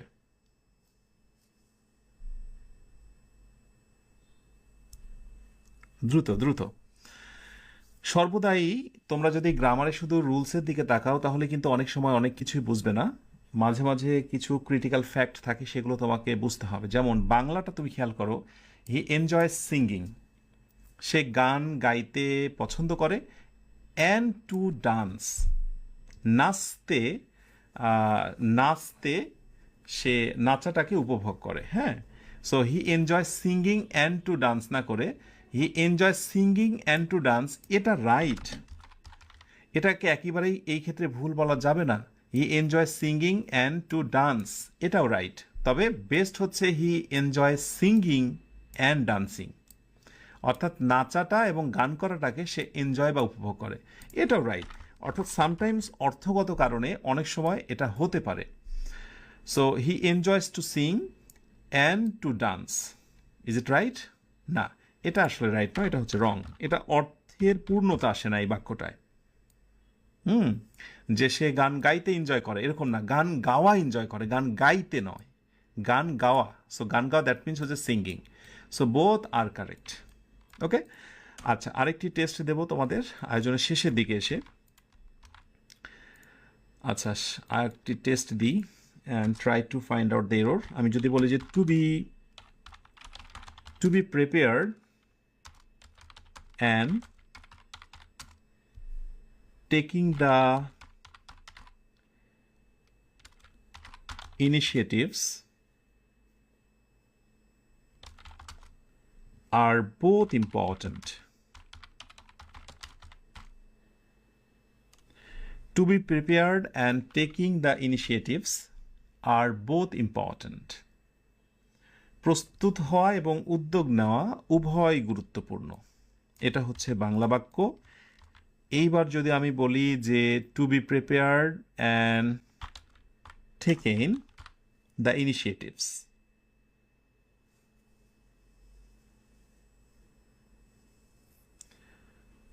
এ এবং বি, কোন বাক্যটাকে তুমি রাইট বলবে? এখন তোমরা হয়তো এটা অনেকেই ভাবছো যে স্যার অ্যান বাট অর আগে যেহেতু ভার্বে পাস্ট পার্টিসিপল রয়েছে, তাহলে এখানে পাস্ট পার্টিসিপলে দিতে হবে না।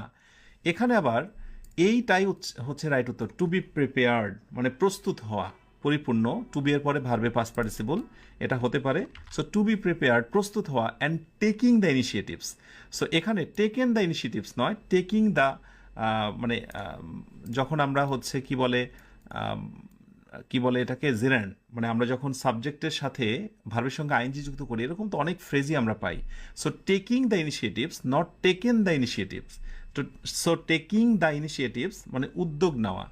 যার কারণে এই জায়গায় কিন্তু তুমি ওই প্যারালাল করলে কিন্তু ধরা খেয়ে যাবে। সো অবশ্যই এই বাক্যটাকে দেখে আগের নিয়ম অনুযায়ী তোমার ভুল মনে হতে পারে, কিন্তু কোনো কোনো ক্ষেত্রে এই অর্থ একটা গুরুত্বপূর্ণ বিষয়। সো তুমি যখন ইংরেজি শিখবে, ইংরেজি লিখতে চাইবে বা বলতে চাইবে, দুইটা বিষয়কে ফোকাস দেবে, একটা রুলস এবং আরেকটি হলো ট্রান্সলেশন বা বাংলা অর্থ। আর বাংলাকে প্রাধান্য দিয়ে তুমি যদি ইংরেজি শেখো তাহলে সেইটা শেখা অনেক বেশি লাস্টিং করবে। যারা ধরতে পেরেছো এবং সবশেষে দুইটা টেস্ট যাদের হয়েছে একটু ঝটপট করে আমাকে একটু কমেন্টে জানাও। আয়োজনের শেষে ছোট্ট একটা বোনাস ইনফরমেশন দিয়ে আজকের আয়োজনটি শেষ করব। সো বোনাস ইনফরমেশনটা হচ্ছে, বলতে হবে যে দে লাইক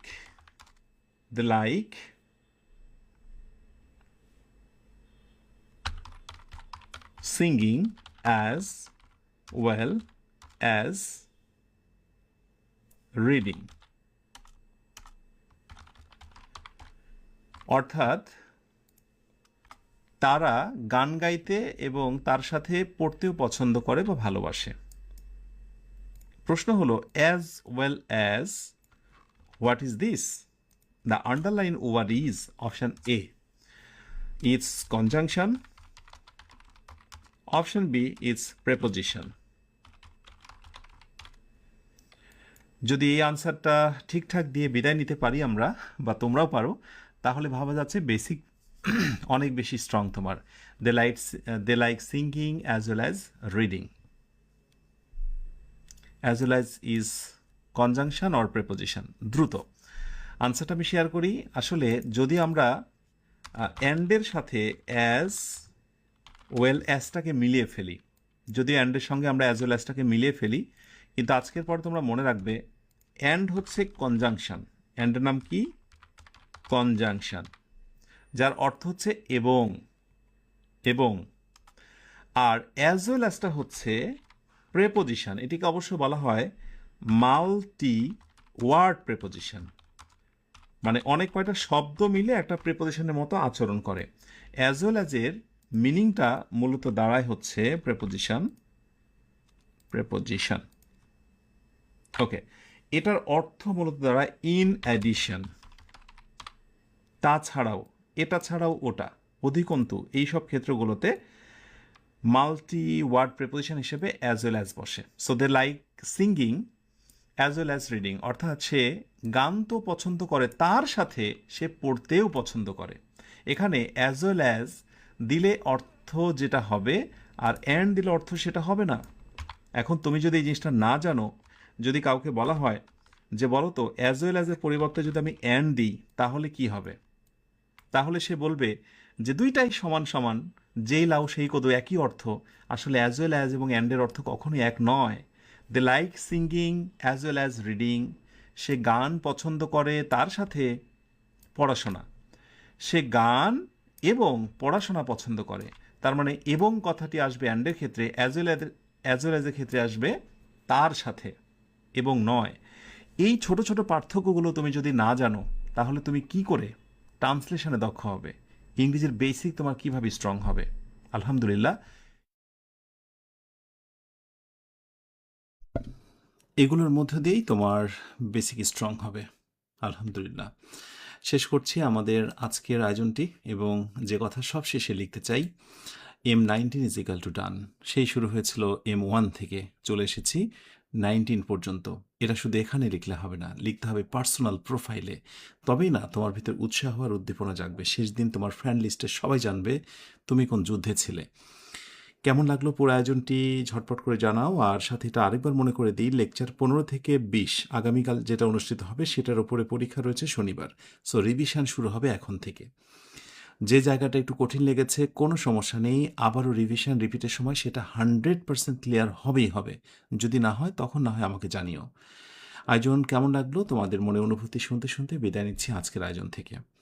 তোমরা অনেক ভালো থেকো, যে ভালো শেষ নেই, সুখে থেকো, যে সুখের সীমানা নেই, এই অনন্ত শান্তির চিরন্তন প্রত্যাশা।